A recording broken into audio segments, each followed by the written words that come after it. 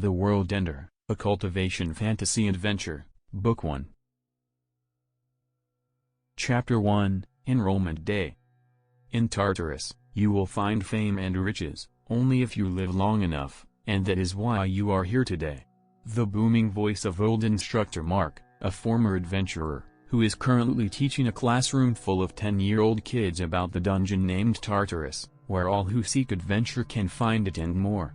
Today is the enrollment day in the Adventurer Academy, subsidiary of the Adventurer Guild, in every city, in the continent of Burkan. These aspiring youngsters will, in the next 5 years, be filtered and classified according to performance and become the next batch of adventurer to explore Tartarus and bring its riches to the surface world, as well as clean up the monsters that keep spawning inside it from becoming too many, invading the surface world as a result. When you first enter the dungeon, you will be granted the mark of the adventurer by the dungeon itself. This mark is named status by the first adventurer, Adun the Twilight Star. It shows you your current attribute, skills and level. The status can be locked or shared depending on your will, but there is a drawback to the mark. Once you are an adventurer you can only progress inside Tartarus. The kids were listening intently, after all, their lives depended on it, well all except one. Yunnan. He looked very bored and yawned a few times while Instructor Mark was giving his speech. He already read most of this information and was waiting for more interesting things that only adventurers knew. He was disappointed so far. Trying to ignore the bored kid, Instructor Mark continued explaining in a long-winded speech that those marked by the dungeon can no longer gain skills or strength outside the dungeon. Any learning is almost futile and all training is fruitless. Those adventurers must venture inside and face the dangers hidden in Tartarus to grow stronger. On the other hand, only inside the dungeon can one grow and learn faster than those outside by leaps and bounds. If one was lucky to get a book as a drop item they could immediately learn the skill or magic it contains. Also magic can only be learned by the marked ones, and it can be used outside after being learned. Although skills can be passed on, magic, on the other hand, needs a book or a grimoire to learn. Adventurers and the guild have a mutual benefit relationship. The adventurers bring drop items and monsters cores back, the guild will buy it from them. The guild can also provide lodging and food, as well as training camps and team matching for a fee. Those fees go to the running of the guild and its subsidiaries, to groom even more adventurers and gain more profit. And since Instructor Mark was a mere guild employee he would not know the secrets of Tartarus that ordinary adventurers knew, a flower in a glass house basically, trained in a standardized way and barely any adventuring in the treacherous depths of Tartarus. Thus the bored Yunnan kept yawning for the 4-hour-long lecture Instructor Mark gave, and when midday came it was time to decide the future of the kids, something Instructor Mark looked forward to every year. He signaled towards the door and 5 other instructors came inside and with them, servants brought a crystal ball sitting on a half-meter-long pillar. These gentlemen are specialist instructors. Once you touch the ball a screen will project your status, just like the mark of Tartarus, and according to your dominant attributes your class will be selected. Now line up so you can start your training. And so, the kids rushed to line up all discussing which class they want to be in and how they will have a better status than the other kids. When the first kid touched the screen Instructor Mark went on to explain as you can see the screen shows your 4 attributes, strength, constitution, dexterity, and wisdom. Since you are only 10, your stats will be between 1 and 5, adults of 15 years old will have stats between 1 and 10. 10 is the maximum ordinary humans can achieve, while adventurers have unlimited potential. He then looked at the kid's status. Instructor Mark loudly read the status of the kid's strength 4, constitution 4, dexterity 2, wisdom 1. Not bad kid, you can be a shieldsman or a supporter. Go on to the instructor with the shield badge. He basically shooed the kid away and beckoned the next one in line next. After a look at the attribute he said swordsman sent the kid away and continued the selection. According to the guild manual, there are 5 categories to classify attributes. Those with higher constitution would tank, taking the damage for the party. Those with higher dexterity are damage dealers, either bowman or swordsman depending on the secondary attributes wisdom or strength respectively. Those with higher wisdom can be mages.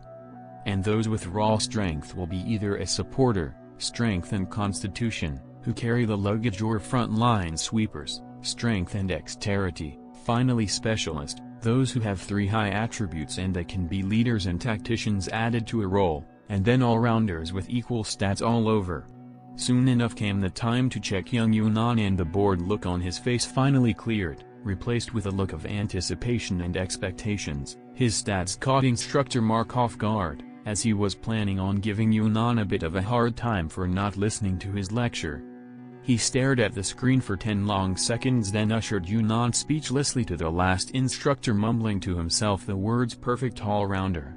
What the screen showed was Strength 5, Constitution 5, Dexterity 5, Wisdom 5. One can understand what Instructor Mark went through if one knew that perfect all-rounders were rare enough. They pop up once in a million or even rarer. Those royalty and nobles can train their kids to be all-rounders, but there will always be an attribute short thanks to their tendencies and natural endowment. Quite understandable really, since perfection is extremely rare in nature. One must lean towards something or the other. Those with high strength are hot-headed and rarely have high wisdom. Equally, their muscles are stronger, making them lose some flexibility.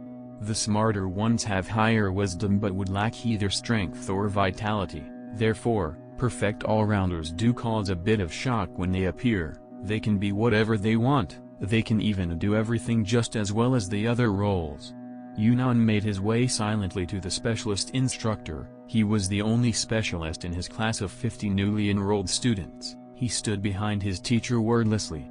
After the classification finished, each instructor took away his charges into either a field, a class or a library, depending on their roles, while Yunnan and his instructor stood there staring at each other.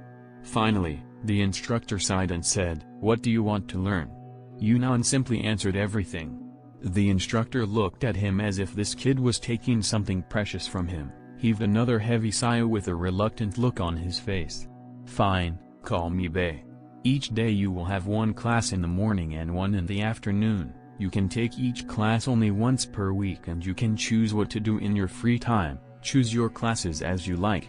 Come find me tomorrow at the teacher's lounge." With that he left without waiting for Yunnan to answer. He did not even ask for his name.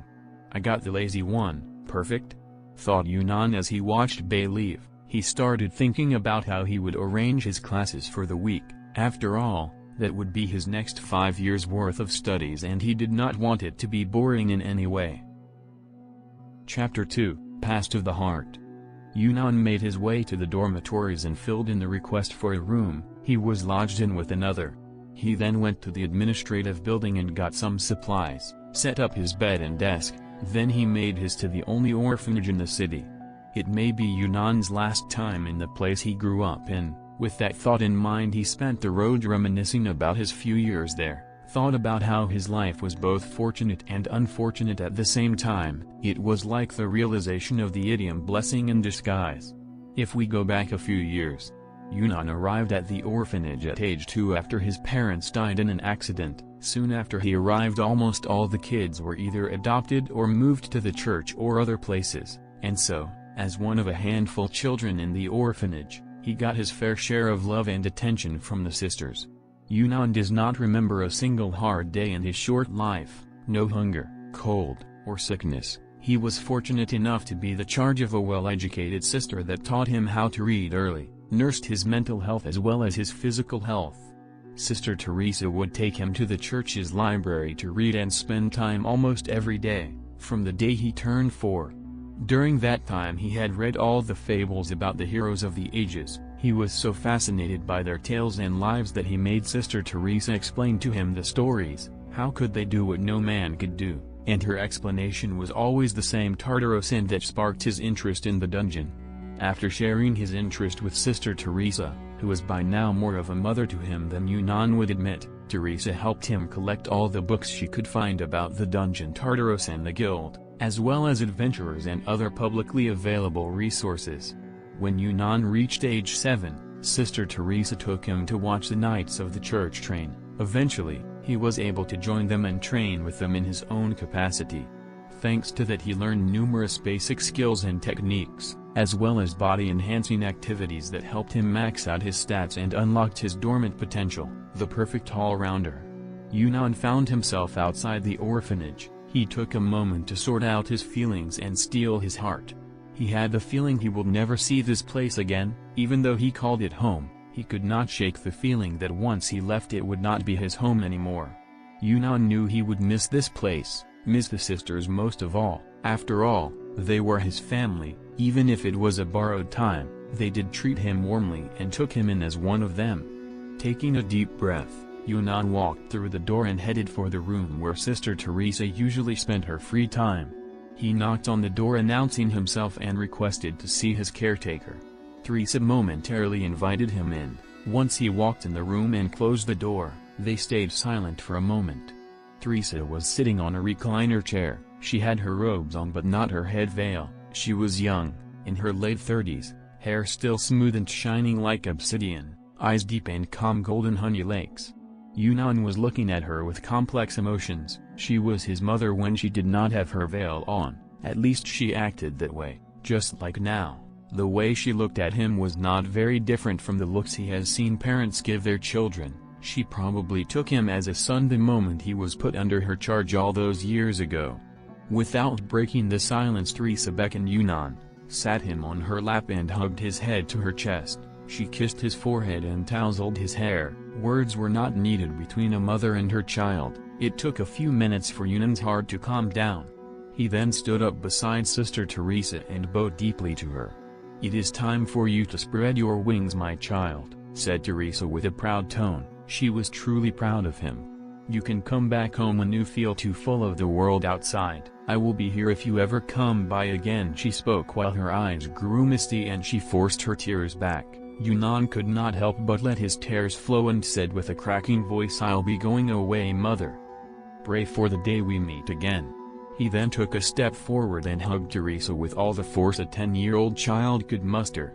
Although Yunnan had tears streaming across his face and sobs were threatening to escape his lips, he had a happy grin on him. He was so happy Teresa did not reject him calling her mother. She was his family. It was the first time he said the word mother to her and he hoped it would not be the last. After a few heart-stirring moments, Yunnan took his leave with a promise that he will make her proud of him. Yunnan left the room and made rounds around the orphanage, said his goodbyes to the other sisters and the kids left there, then went to his bunk bed and packed a small bag with some clothes, then hurriedly left the place he once called home, trying not to look back lest he returns and forgets about the dreams that occupied both his waking and sleep. As Yunnan made his way to the Adventurers Academy grounds, he passed by familiar streets and familiar people, each with a memory that reminded him of his home. Once back in the dormitories, Yunnan took the whole afternoon to plan out his weekend study subjects. The schedule he came up with was as follows: knowledge and theorems on the mornings and combat-related practice in the afternoon. Knowledge was separated as magic, chanting, planning, strategy and general studies. Magic class was about the understanding and use of magic as well as visualization of its constructs. Chanting was a class about the magical chants and their types. Planning is the class that ensures survival by teaching the student how to take all possible outcomes into all plans.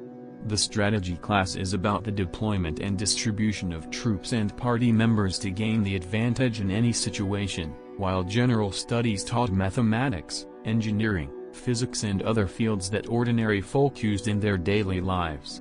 As for the afternoon classes, Yunnan chose unarmed or armed combat basic skills, basic footwork and reaction training. Just as it sounds, basic combat only teaches the lowest level of offensive and defensive moves. Footwork is for dodging and escaping, while reaction training is for increasing battle awareness in Yunnan. In this way, Yunnan would have a broader outlook on all the basics, and when it came to advanced and higher-level skills, there will always be skill books and grimoires for sale in the guild.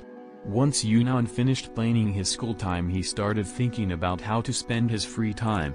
He decided upon body enhancement between dawn and first class, then reading complementary skills and techniques after second class till dusk.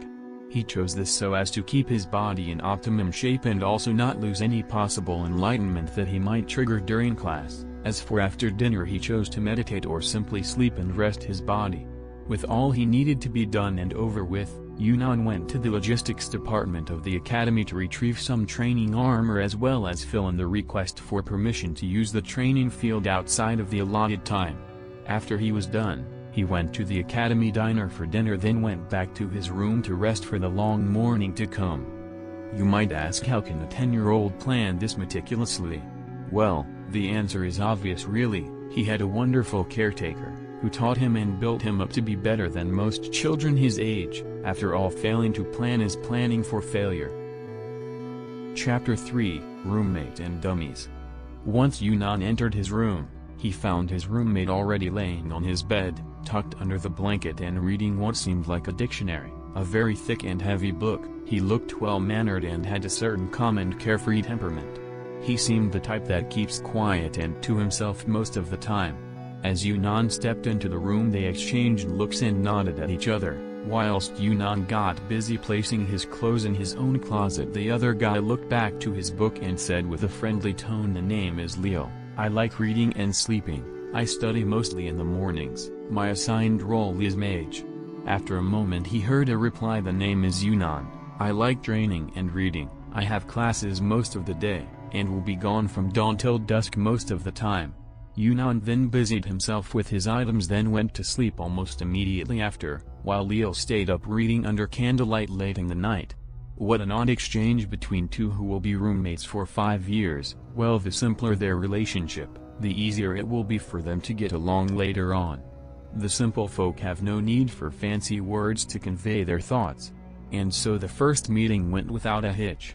Well, they had enough time to get to know each other further down the line. When Yunnan woke up, dawn had come chasing away the darkness and ushering in a new day.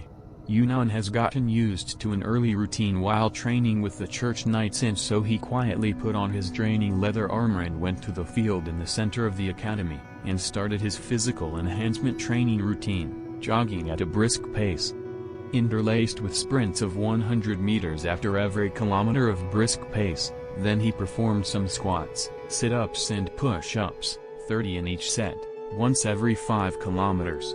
Yunnan would do this for 4 cycles and then heads to the baths to clean up, then head off to the diner for breakfast. In the diner, Leo found him and sat beside him. "Yunnan, my friend. You woke up early. I thought you were kidding when you said you would leave the room at dawn." He had an admiring look on as he munched on his breakfast. Yunnan looked at him and said with a smile, "I have so much to learn and work on." "Waking up early is the only way to stay fit." Yunnan gave a chuckle and mumbled, "I don't feel like getting fat until I reach 50.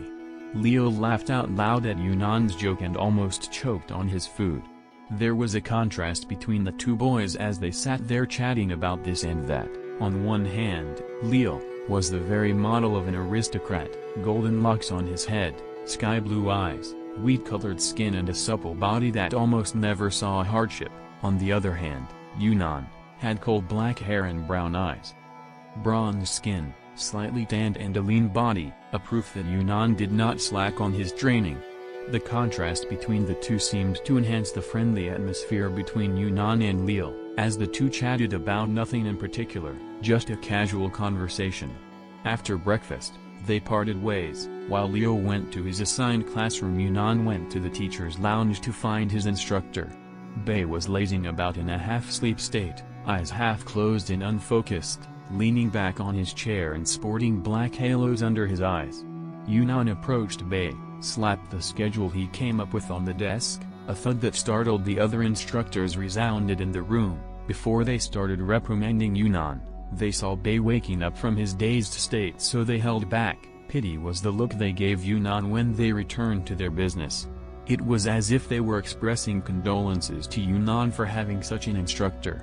Bei just ignored the atmosphere in the room and picked the schedule and glossed over it, put it down and nodded at nothing. Then, as if he just remembered Yunnan was still there, he said with a tired, thick voice, "Go to the library and read the book titled Magic for Dummies. We can discuss what you learned during the afternoon." He then simply went back to his previous posture of idling about. Yunnan turned back and walked to the library without so much as a word. He was upset about this absurd teacher of his, that barely cared about his progress. He decided to take matters into his own hands. He definitely would not need such a useless teacher, or so he thought. When Yunnan made it to the library, he found a line of students waiting at the reception desk to borrow what books they needed. It took some time before he got his turn, and when he told the librarian he wished to borrow the book titled Magic for Dummies, a wave of laughter spread throughout the library. Even the librarian could not help but shake his head and smile. He simply asked, "Are you certain, son?" Yunnan just nodded and said nothing. Once the librarian brought the book out, Yunnan walked to the back of the library, while those who did not see Yunnan's face extended their necks to take a better look, just to confirm there is someone reading the Magic for Dummies, a book so low-grade almost everyone had read it once, even the muscle brains.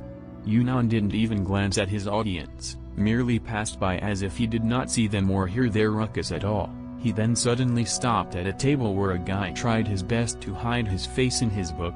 Yunnan smiled and sat on that table, not even bothering to ask for permission, and just pulled a chair and sat himself opposite the guy trying his best to hide. Leo was almost panicking, the amount of ridicule he would get if he was known to be the friend of the guy that needed to study Magic for Dummies. When Yunnan sat with him, he just gave up and smiled back at Yunnan, trying to poke fun of him by saying, "I did not know you were that dumb, that book should be a higher level than your ability to comprehend." Yunnan did not think before saying, "My lazy instructor chose the simplest book so he would not need to explain much at all." Sigh, "Hey, how is your instructor? If he is not bad, switch with me." Both Lowell and Yunnan laughed at the last quip and got scolded by the librarian for making noise. When the commotion faded away and the other students focused on their own books, Leo and Yunnan took turns speaking at what the other was reading, and soon an epiphany hit both boys and they started trading books from other students to confirm what they found. The duo took the pile of books, went to the back and started whispering at each other. Leo was first to commend Instructor Bay. "Your instructor sure is on a whole other level. He is too far from my own instructor." Yunnan could only scoff at his new friend. He still did not believe his lazy teacher had such a goal in mind. He replied that lazy bum cannot be that good, it must be a coincidence we even found this, that guy should not be capable of planning this. It was fascinating to them that the lowest level book on magic had such a function, that it should be read alongside other magic books. Its simplicity would mean it could help one comprehend higher level magic formulae, based on the corresponding simplified magic formulae that can be found in the Magic for Dummies. Those who do not know the history of magic books would not know. The author of Magic for Dummies was once one of the highest level magicians, and it was his magnum opus from years of research and teaching magic throughout the years, and so it was a simplification of all magic formulae that was recorded in the history of Tartarus. Chapter 4, Revenge of Bay. While the boys were busy taking advantage of their newfound cheat, Instructor Bay dropped by their table and sat down while yawning. Neither of the youngsters paid any attention to Instructor Bay, nothing more than a look and a nod of acknowledgement. While they were discussing the finer details of a low-level magic formula, Leo had a flash of brilliance and tugged at Yunnan, then whispered to him, "Suppose your teacher can cast magic?" Yunnan immediately caught on what his roommate wanted and looked at his inspector. "Probably," answered Yunnan. "He should be able to since he got a special class. I didn't think he will be useful." Look at him still yawning when it's almost midday. Yunnan made sure Bay would hear that last part, but truly those with thicker skins are harder to shame, as Instructor Bay just yawned again at the comment Yunnan made. Seeing Instructor Bay's response, or to be accurate, a lack thereof, the boys exchanged a few glances. Yunnan put a notebook in front of Bay and said, "Cast this." Bay just glanced at the formula and shook his head, then pushed the notebook back to the boys without a word. "Okay, so far so good," Leo whispered to Yunnan, then placed another magic formula in front of Bay. "How about this?" The formula was the most used spell in the dungeon, Mage Light. It was a very simple non-elemental spell that needed no grimoire to learn due to its simplicity. This time Bay cast the spell for just a moment.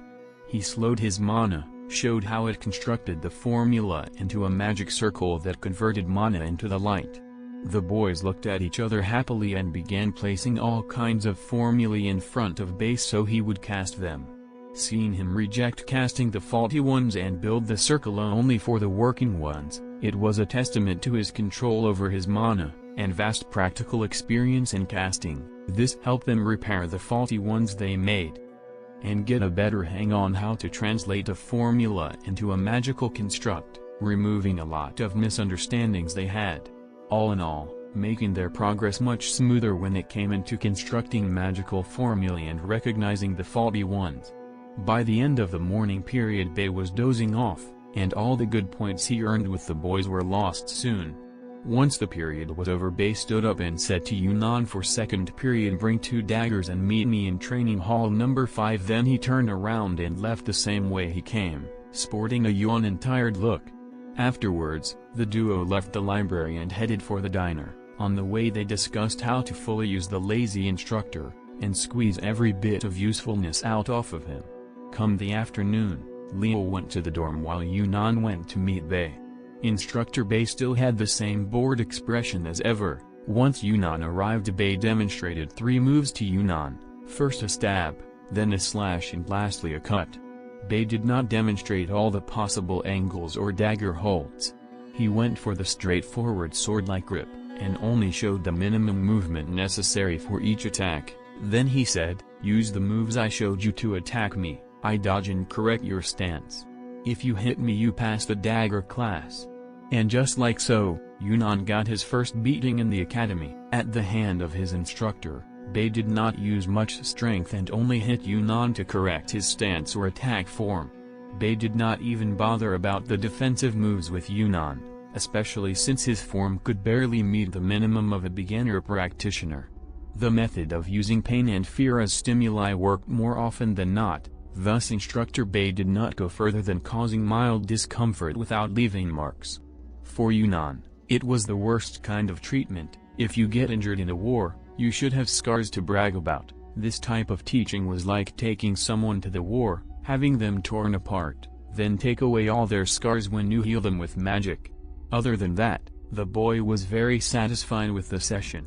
Even though he trained with the Knights of the Church, he was like a monkey imitating them. They would only correct him if they saw a major fault that could be detrimental to his training, otherwise, he was left to his own devices. But in this session, he learned the importance of a stance and form while using a weapon, and he was thankful for it. The next day, both Yunnan and Leo went to the library earlier than most, to borrow the next embarrassing book Bei had tasked Yunnan to study for the chanting lessons, nursery rhymes for the tone-deaf. This one was basically made to teach toddlers how to follow the beat. It came with music scores and sheets detailing how to perfectly sing the most simplistic nursery rhymes. As they mentioned the book to the librarian, he laughed hard. He laughed so hard he choked while dusting the tomes that lay untouched for years. The boys solemnly took the books offered by the librarian, who was still in a coughing fit laced with laughter here and there.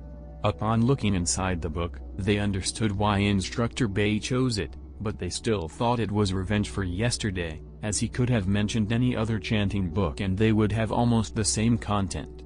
The book was written in a way that would give anyone who read it, no matter how musically challenged they were, the ability to follow with a choir and blend in. Quite the powerful book, you might think, but what ruined it was that it was written with nursery rhymes, the simplest music type of all. When Bei arrived, he looked even worse than yesterday. Disheveled hair, his dark halos almost covered half his face, his eyes were swollen and had a tint of red. Whatever kept him up last night did a number on him. When Bei sat down, he told the two to sing each rhyme in the book starting from the first to the last. The rhymes were not hard to follow, and were even easy to synchronize between the two of them. It started well, until Bei started drumming on the table to a different song altogether. That disrupted them easily. Once the harmonious duet started to crumble, thanks to Bei's interference. All other students in the library came about to watch and snicker at the silliness of the scene. Even the librarian was among them, shaking but unable to laugh out loud, for fear of disturbing the instructor who seemed to not even know how to tap in accordance with a nursery rhyme. If this group came around daily, it would be his new reason to come to work. This was the most fun the library had seen in the few years he had worked here. While Bei kept up his pointless tapping, Yunnan and Leo had turned beet red from embarrassment and anger, which further disrupted their duet. On this day, they could not even finish the first rhyme, much less go through the book as instructed by Bei, meaning they would have to keep doing the same until they could finish the book. An impossible task for 10-year-olds who still have a long way before they mature. Chapter 5, Ghosts of Laughter. By the end of the morning period, the library was seething with chaotic laughter. Even the librarian was laughing and clenching his stomach, bending over with short breaths. The duet had turned into two childish voices, blurting out the lines of a nursery rhyme out of tune, with a lazy voice leading them in toneless singing, while his offbeat drumming went a step further, and turned from music to a hailstorm with all his fingers tapping to a rhythm of their own. How did this mess come to be? Well, it's a sad story. Once Yunnan and Leo got used to the out-of-time tapping, and finally got their act on the right track, Instructor Bei added 2 fingers worth of rhythmic drumming. When they started getting used to that, things escalated once more. Bei did not allow any time to stop singing. He ruined their rhythm by adding extra fingers to the drumming, or add his own voice, humming and whistling, then finally singing loudly by the end of the 4-hour lecture. At the end of the morning period, Bei clapped to stop Yunnan and Leo from singing any further. Then he told Yunnan to bring 2 swords and come to Hall 5 like yesterday, and after he cleared his throat, he gingerly left the library with a small smile that was so smug, like a child who did a naughty thing and got away with it. The library started to clear out, and the 2 boys walked all the way to the cantina in a very solemn mood. They did not care to talk about what happened and choose to ignore the shameful lesson for the rest of their days. Their voices were so hoarse they decided to forego talking along the way and throughout lunch. After lunch, Leo went to hide in a room, while Yunnan had his sword training to prepare for. He found strange rumors spreading around the academy, about laughing ghosts in the library. According to the rumor, the ghosts awakened when some unfortunate kids sang nursery rhymes badly. The poor kids had to keep the ghosts laughing all morning to stay alive. Another rumor about a hilarious band of 3, rehearsing nursery rhymes in the library in the strangest of ways. According to eyewitnesses, the troupe was trying to change the rhythm and beat of said rhymes, but failing to come up with anything but hilarious tones. Although no one pointed at him or said anything provoking, those who witnessed the morning lesson unconsciously smiled at him when he passed by them.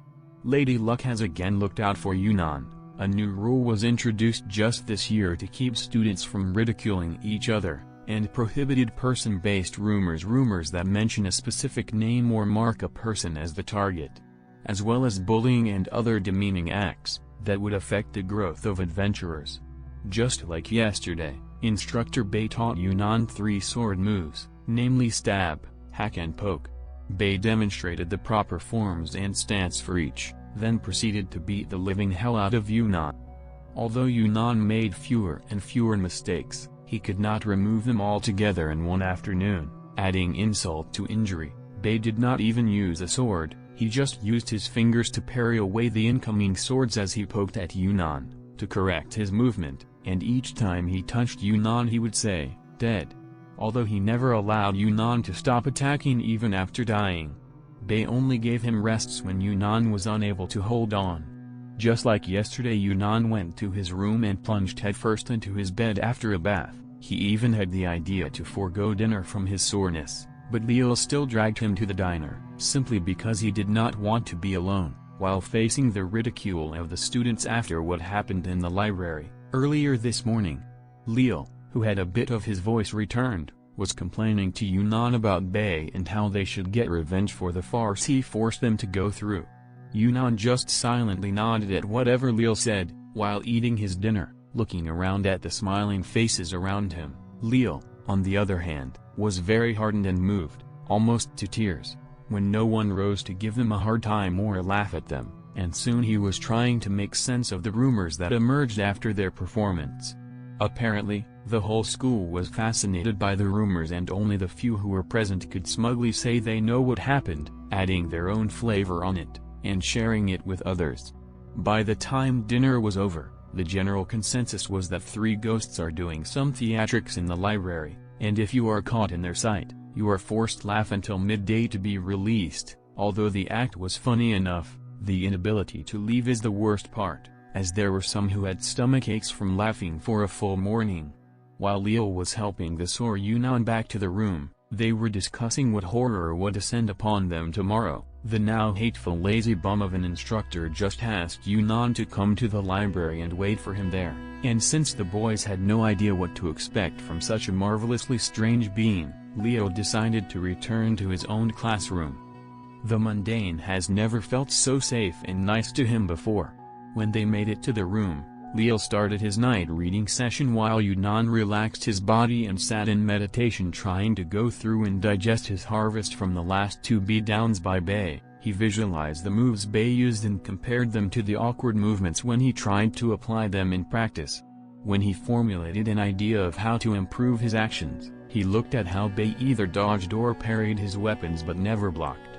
From the fluid motions, Bei made it seem as if he preferred the effortless way to deal with Yunnan and his attacks, instead of wasting his energy with blocks.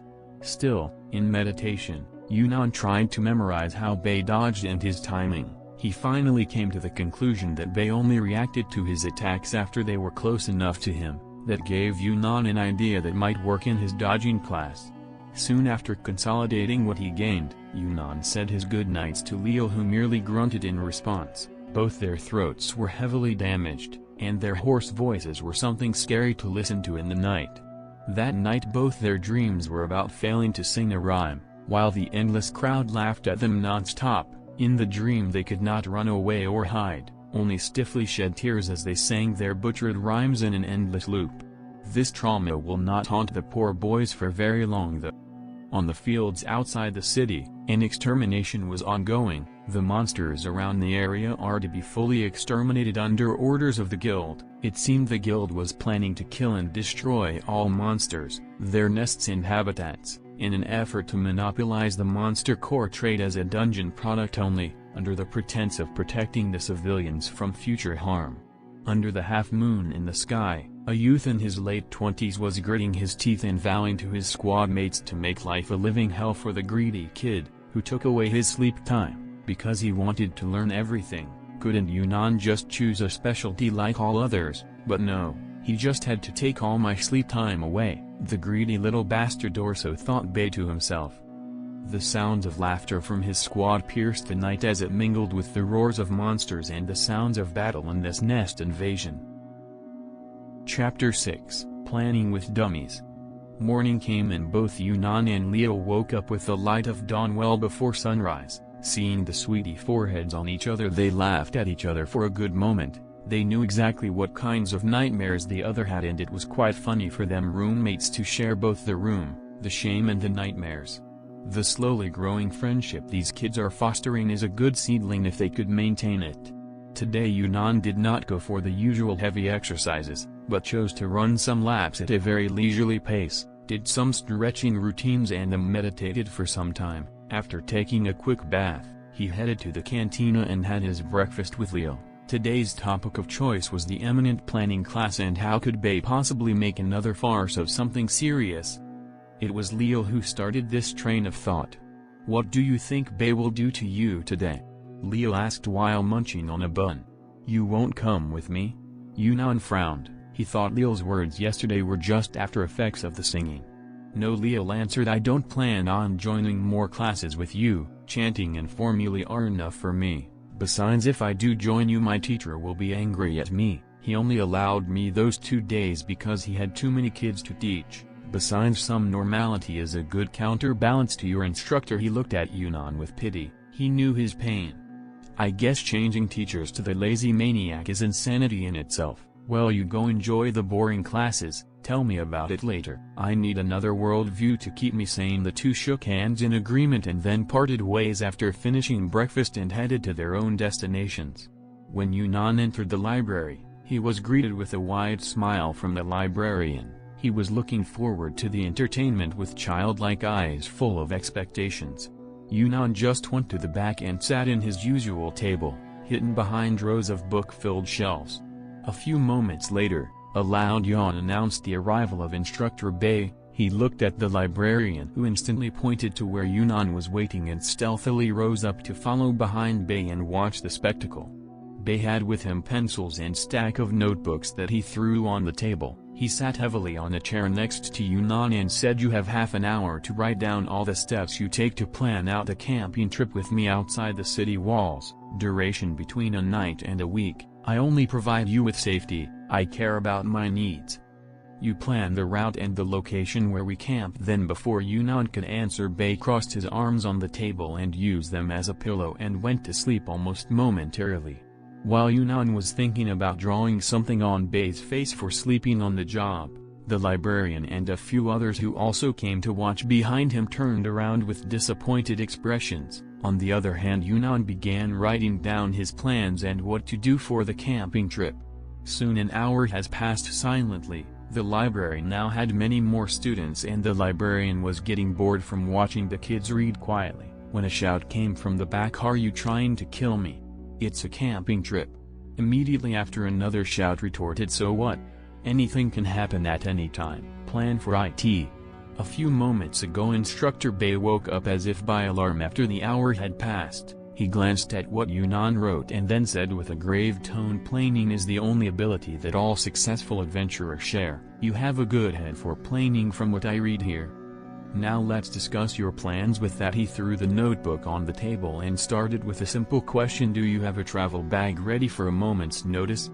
Yunnan simply answered, "No, I don't have that, since we are not allowed to leave the city when enrolled in the academy." And here the class turns into a farce. Be wrong. Always be ready to move at a moment's notice. Now that you need a bag, what will you put inside it? Why, I think a change of clothes, fire starter, a hunting knife, boots, rainproof cloak, and maybe a blanket and a bedroll. B. Let's put your bag to the test. We are going to camp. Why? Okay, while picking up my bag, I will pick up a bow and some arrows, change my clothes to travel gear, and buy dry rations while walking through the city. I meet you at the East City Gate. B. Why the East Gate? Any gate should do. Why? The East Gate is the closest to a safe hill with a clean stream running by its shoulder. B. Good choice for the location. How about the route we take? Why? We take the road east towards the province capital, then veer off to the hill. It takes about an hour to reach the hill from the road, and about a morning to get there from here. B. Any dangers on the way? Why? Any bandits you will deal with, even though this portion of the road is the safest from banditry. As for beasts, we can butcher for food while camping. B. Alright, once we arrive at the junction leading to the hill, the weather changes abruptly and a downpour is inevitable. What would you do? Why? Put on my rainproof cloak. I make sure I put it while having the bag on my back. I should have gotten a watertight bag. B. Good reaction, but too late. The rainwater is already soaking your items. That's why it's called a downpour. It hits fast with enough water to drown you if you look up. Why? Since the bag and I are soaked, I still use the cloak to shield as much rain as I can before heading to the cave where the stream comes from. B. We make it to the cave and there are no beasts there. What next? Why? I empty out my bag to let my things dry. After that I go out for some wood. Since it's all wet, I chose some closer trees to cut branches and bark from. The faster we start a fire, the better. B. While you are trying to burn wood for fire, I go out and bring back some mushrooms and berries from the surroundings. Why? Did you check if they are poisonous? B. Why would I? It's just berries and mushrooms. The dry rations are soaked and not edible any longer. We need to eat something. Why? Maybe you don't need to check, but I do. I am not an adventurer, nor do I have any antidotes. I can't eat those. B. Don't be a twat and eat them. I have to keep you alive somehow. Why? Are you trying to kill me? It's a camping trip. B. So what? Anything can happen at any time. Plan for it. Why? I am 10. You cannot expect me to live off poisonous berries. Go kill a beast, an edible one that I can eat. B. I have to wait until the rain is over. It will wash off any traces left by prey. For now boil those ruined dried rations. The soup should keep us alive for 2 or 3 days. Why? I did not bring a pot. B. That's it, pack up. We return to the city now, otherwise you will die on me, try better next time. And that is how the quiet library had a disturbance. Yunnan spends half an hour trying to prepare for the imaginary camping, while Bei sleeps. Then when Yunnan is ready, Instructor Bei comes up with feasible ways to ruin the trip. The best Yunnan could get was a 3-day camping without a hitch, before Bei started to use some silly and unreasonable reasons to fail Yunnan's plan. Their bickering about an imaginary camping trip was a delightful breath of fresh air to the bored librarian. Chapter 7, Another Perspective. During lunchtime Yunnan met Lil and whined about how Instructor Bei was sabotaging his plans just because he felt like it. On the other hand, Lil bragged about how mundane was his magic application class, and how the teacher let them play around with ideas of how to use magic in everyday life to promote the livelihood of commoners. The two shared their meal in high spirits. Although it seemed that both were just talking nonsense to others, Yunnan was teaching what he learned about planning to Lil, while Lil was telling Yunnan how to evaluate what is worth creating magical items for and what the commoner science could cover for. After the meal, Lil went back to the room with the notebooks Yunnan had filled with plans and Instructor Bei torn apart. He thought reading them would help with whatever Instructor Bei would throw at them later on. As for Yunnan, he went to the archery field, where he found Instructor Bei already napping under the shade of the giant parasol, where students stand and shoot at the faraway targets. Once he arrived, he poked Bei awake and asked, "How are we going to do this?" Instructor Bei glared at him and opened the basket beside his recliner chair and took out the training bow, a pair of leather gloves, 2 arm braces that covered from wrist to elbow, and passed them to Yunnan. Instructor Bei then showed him the way to hold the bow, nock, draw and loose the arrow. Bei also corrected Yunnan's stance, and when all was said and done he told Yunnan to shoot at the targets, 100 arrows, then switch hands and keep shooting. Then take a rest after the shooting 200 arrows to avoid injury and to not wake him up unless he hits the target 20 times. He was also expected to shoot between 300 and 400 arrows before the class is over with minimal aiming time. By the time Yunnan shot the 5th arrow, snores drifted over from Bei. When the bell rang announcing the end of the afternoon class, Yunnan had just finished his 300th arrow. There were about 10 arrows on the target in different locations and a forest of arrows clustered all around it. It must be mentioned the target was the first one at 100 meters away, the average length a training arrow could shoot accurately. Bei gave a nod and took his leave after patting Yunnan on the head. Yunnan then returned to the room, and took a nap before heading to the diner for dinner. It seemed the evening training he planned was becoming unnecessary, since Bei is keeping him well worked out and tired. Thus he will stick to resting and reading until he had enough physical ability to train after the classes are over. For now, the morning jog and stretches will be enough to allow his body to grow stronger. After dinner the boys had a small chat before tucking in for the night. That night was well-lit night. The hunting troop was reduced to pairs for scouting around the cleaned-up area to prevent more monsters from occupying the newly emptied land, while some were to locate the nests in the surrounding area and mark them for cleanup. One of those pairs were sitting around a fire roasting a half-limbed skinned boar. The pair, a man and a woman, were discussing with low voices while slicing of meat from the roast now and then. The woman was older, she looked gentle and fair. She was wearing magician robes and had a crossbow by her side. The man had bow on his back and a sword planted beside him. He wore warrior leathers. There was a quiver standing behind him. The man seemed to be complaining to the woman while she just smiled at him. "I am at wit's end, leader. Although the boy is good and have a good head on his shoulder, he knows almost nothing. He does not respect me and calls me a lazy bum or lazy maniac. He brings his friend over to pester me, and it only had been 3 days since we started working together. And worst of all, he does not let me sleep." His words trailed off as he saw the chuckling lady he called leader. He could not keep it up and just lowered his head and stared at his feet. Leader's answer was a bit out of his expectations. She said with an experienced air to her words, "Bei, my dear, how do you expect a backwater city runt to be of any use? The fact that he could keep up as long as he does means he did have enough training to back up his will to learn all. Do you think he can match those from the capital and heirs to great families and rich merchants? At best he was playing around the churchyard while the knights were training there. As for the respect thing, well, have you ever seen a 10-year-old who would respect anyone? Bei had a bitter look on his face as he chewed on a strip of roast.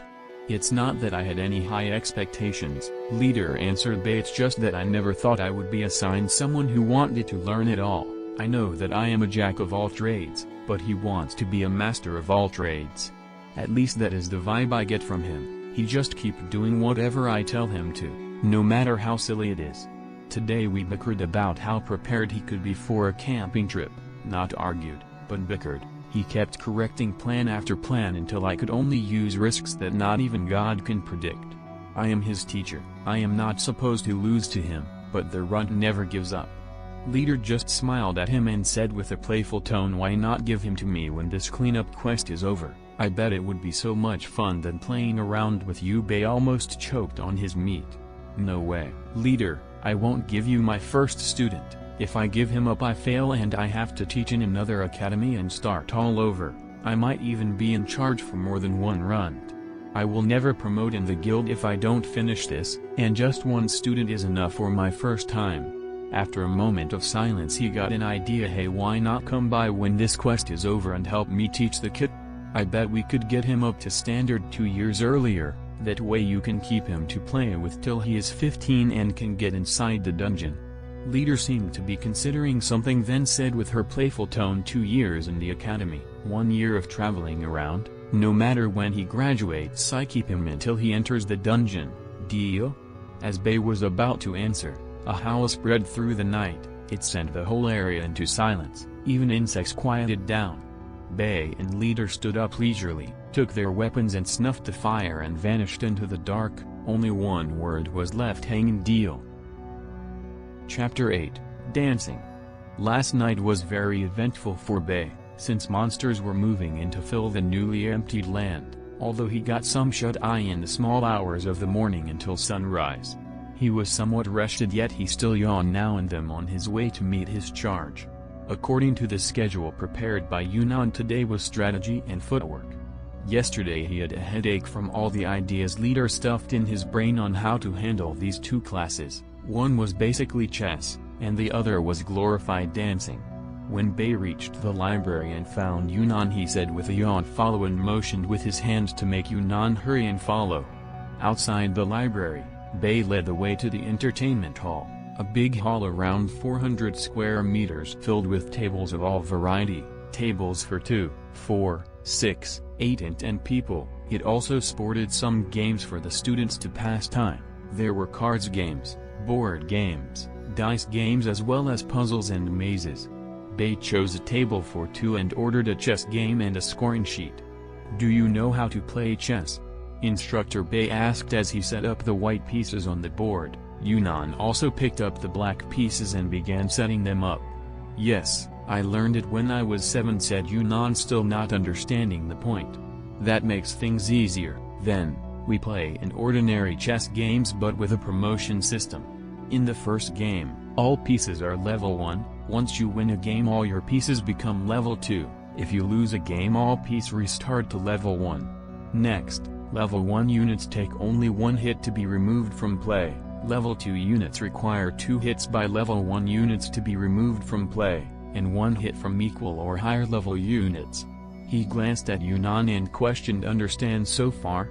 Yunnan thought for a moment before answering. Higher level units need only 1 attack to remove lower or equal leveled units from play. Bei nodded and continued the explanation. However, a level 1 unit needs 2 attacks to remove a level 2 unit, a level 2 unit needs 2 attacks to remove a level 3 from play, while a level 1 unit needs 4 attacks to remove a level 3 units from play, and so on.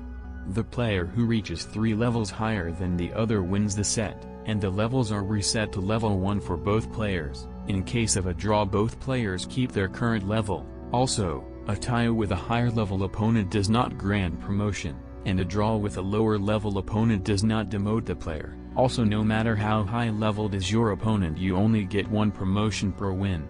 Got it? Yunnan nodded in affirmation and took a coin to flip for first move. Call it, he told Bei as he flipped the coin. Heads. Bei said and caught the coin, revealing tails. The board was changed and Yunnan had the white pieces and the first move. They played game after game and set after set, and Yunnan lost all of them. Bei was being a bit too cruel playing seriously, with a 10-year-old who barely can formulate a strategy, and by the time the bell rang indicating the end of the morning class, Yunnan had a very ugly expression. Today he learned the true meaning of being toyed with in both literal and metaphorical senses. Once the class ended, Instructor Bei left Yunnan with a few words to think about. Strategy is about planning both your moves and your opponent's moves. Think about how to conduct your turn and force me to play the moves that best serve your plan. A good strategist can make you dance in the palm of his hand, so think about both your turn and mine. With that, Bei left the entertainment hall, and before he was too far he shouted at Yunnan, "Don't bring armor to Hall 5. Yunnan just walked to the cantina like a zombie and met Lil on the way. Once he shared the crushing defeats Bei dealt him, Lil patted Yunnan on the back and said with cheerless tone, "Well, at least there is no danger from the afternoon class, since he said not to bring armor with you. Hopefully it won't be too embarrassing, either." Hearing that, Yunnan felt even more indignation. The two found an available spot and sat to eat their lunch, while Lil shared his extremely mundane and borderline boring time. The teacher barely said a thing and most of his classmates just chanted in pairs and threes and were blissfully ignorant that Lil was about to start tapping a strange beat to mess up their chanting. Once the afternoon class started, Bei came into the training hall with an older woman beside him. As they drew close to Yunnan, Bei made introductions for them. He gestured at Yunnan the runt, then gestured at the older lady leader. "She will be your partner today." They exchanged a "nice to meet you" and a "looking forward to working with you," while Yunnan kept glaring at his instructor Bei as if daring him to say "runt" one more time. Once the glares calmed down a bit, Bei asked Yunnan if he knew how to dance. Yunnan shyly shook his head. Then Bei started class with a clap. "Now both of you stand near each other. Leave a space of a meter between you two." As they got into position, Bei continued the instructions. "Yunnan, you must focus on leader only and mirror her moves. Leader, follow my words. I will give a direction and you will take a step in that direction. Again, Yunnan, mirror her moves. Do not follow my words." As the partners nodded, Bei started with his instruction: right, left, up, left, down, right. Occasionally a slap would resonate in the hall, followed by a giggle whenever Yunnan made the mistake of following the instruction of Bei instead of mirroring leader. Bei would slap the back of his head every time he made a mistake, or executed the move too late. Soon the slaps changed into thuds as Bei would trip Yunnan occasionally after he stopped making too many mistakes. All throughout the afternoon the sound of thuds followed by giggles every now and then was coming out of hall number 5. And every now and then the childish voice of a child complaining about some lazy evil maniac and bickering with a grown man who kept pointing out life is not fair, all to the delighted laughter of a female who seemed to enjoy a very entertaining performance. After class the lady said her goodbyes and see you laters and went away with Instructor Bei, while Yunnan went to his room to complain about the hellish dancing lesson he got and how he was humiliated over and over. This time Leo voluntarily asked to join the dancing class even if it meant infinite slaps and thuds were awaiting him in the future. His own words were, "No matter what, it is always worth it to learn how to dance." While they were discussing what could be taught in the general knowledge lesson, they avoided talking about the true torture of the final weekday, dodge and reaction class. Maybe they were stepping around the subject since both of them knew very well how Bei would retaliate against Yunnan in that class. Since Leo had decided to never attend a physical class after the chanting class, just imagining the amount of bruising they needed to nurse during the weekend made them reluctant to even think about it, let alone bring it up and talk about it up. Chapter 9, Dodgeball? On the morning of the 5th day Yunnan and Bei met in the library again. It seems for some reason, Instructor Bei did not have his own class, with him using the library most of the time. But that does not hold true. He was just too lazy to hold a whole classroom for just 1 or 2 students, and he thought the library would be more suitable since it's easier to reach materials there. When both Yunnan and Bei made it to the library, Yunnan noticed that Bei was well rested for a change, and he was a bit more energetic than usual, so his thoughts ran wild in fear of what Bei might ask him to learn if he needed such mental acuity. But his fears were unfounded as the class was divided into two parts, simple arithmetics where Yunnan started to practice the 4 basic operations. Although addition and subtraction are easier to practice mentally, he learned multiplication and division and some related tricks.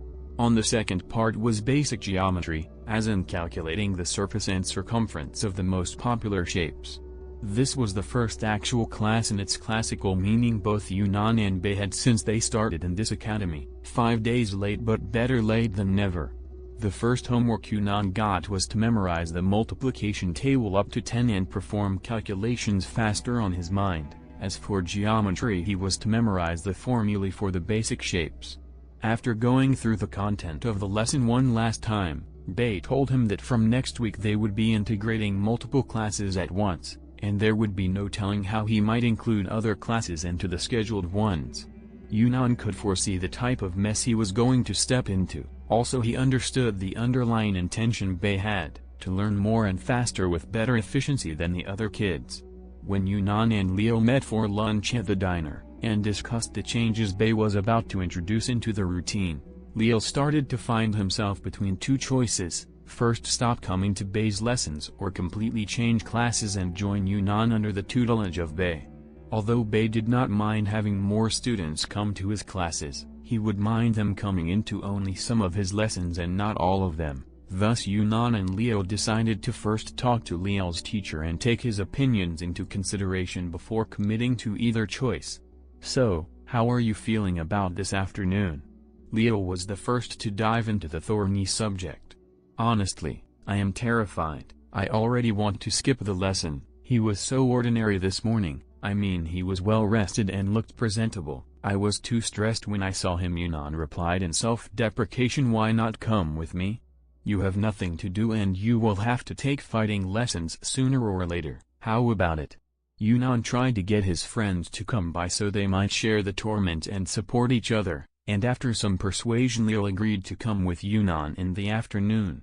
When the duo came to hall number 5 they found Bei already inside, standing next to a few baskets full of hand-sized rubber balls, the kind kids play around with, the type that does not cause damage when hit but still hurts more than it had any right to.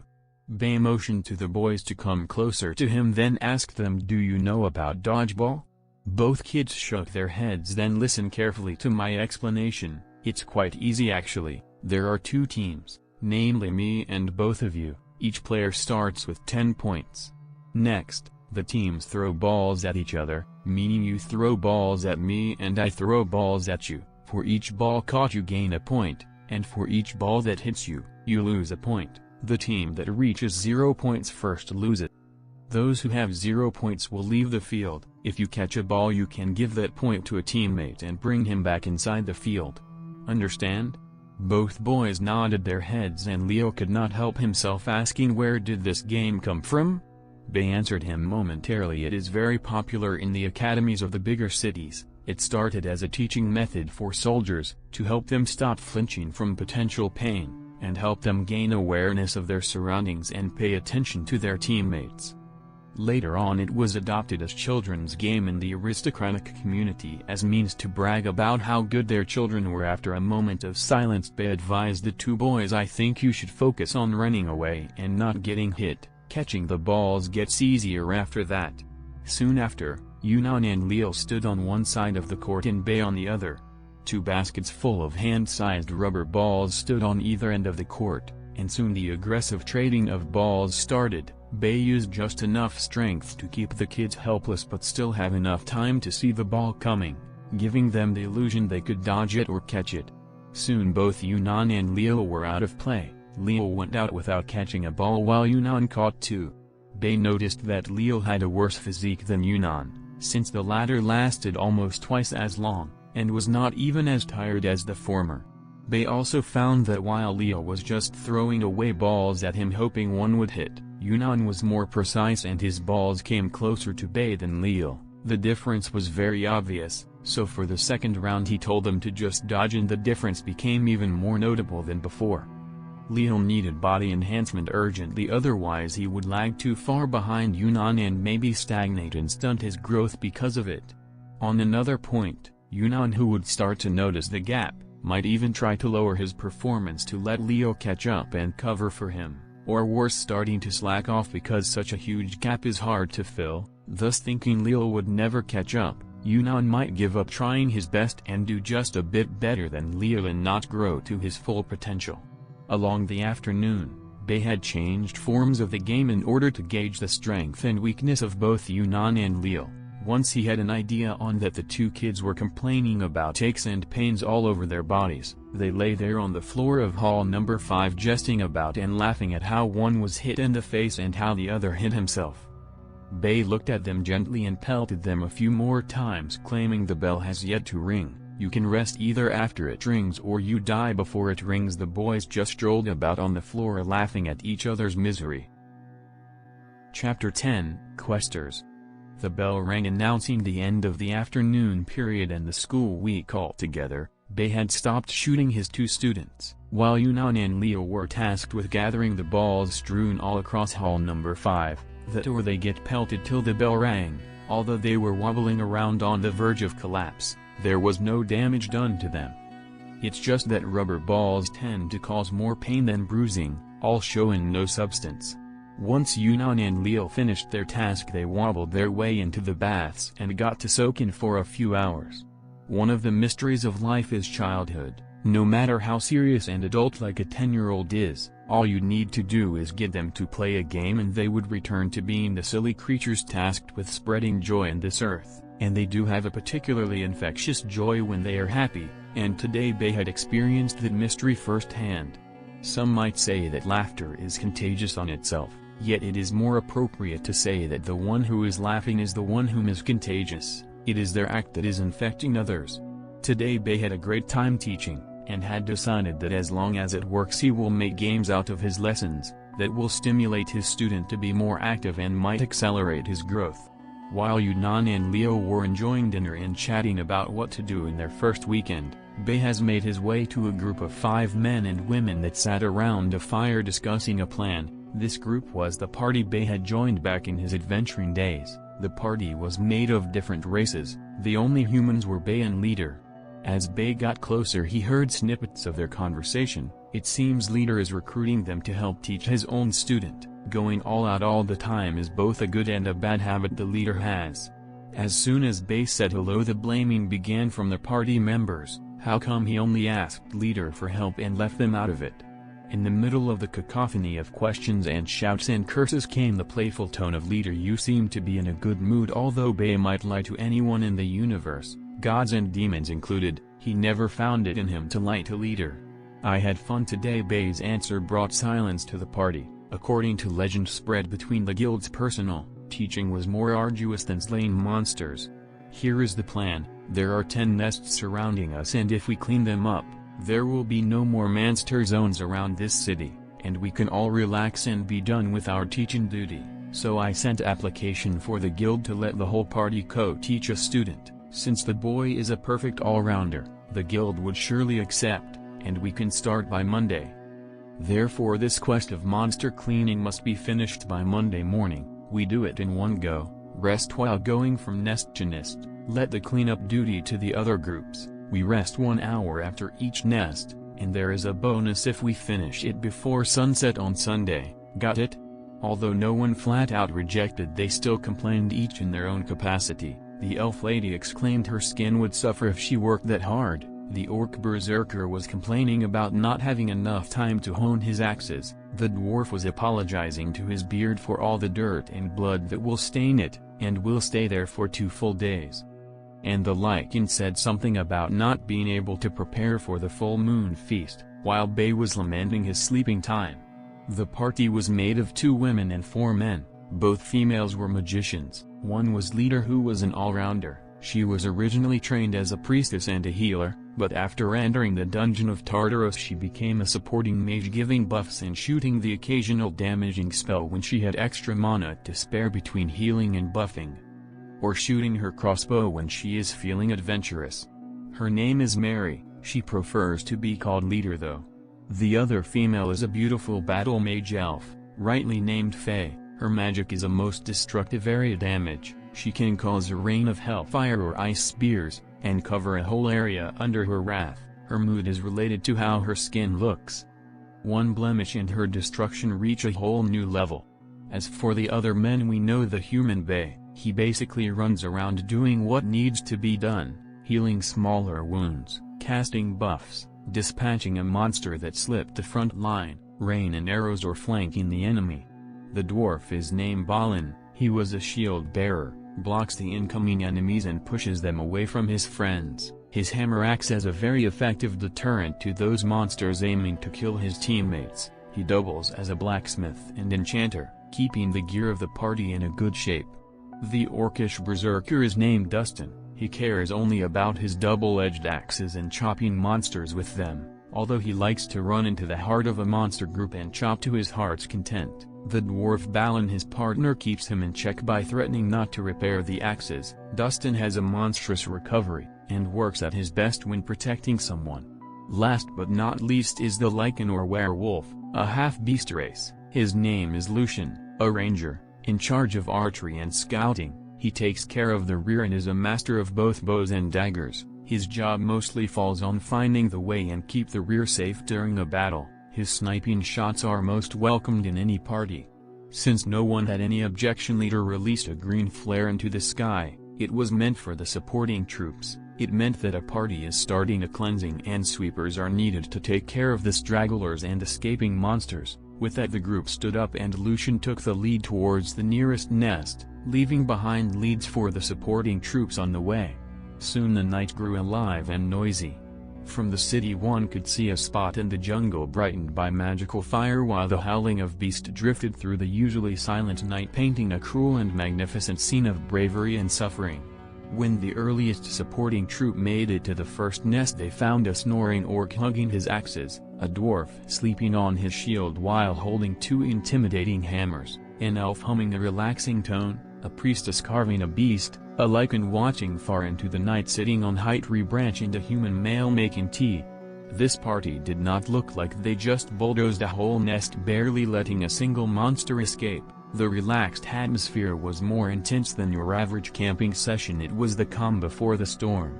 About an hour had passed when the supporters were done cleaning. The orc and dwarf woke up and were tearing into the beast prepared by the priestess. The lycan had also descended from the tree and was eating elegantly, while the elf was wolfing the meat as if it would disappear the next moment. Then they all stood up at the same time. Again the lycan took the lead and the others followed behind. When the supporters started following, they heard the lycan shout at them, "Follow us." After half an hour, rest and enjoy the leftover food and tea, you will need it. And with that the party went off into the night. Chapter 11, Demons Around a Bonfire. Saturday evening, clear skies, twinkling stars, and a bright moon illuminating the edge of a forest. A group of 6 men and women sat on tree stumps surrounding a bonfire.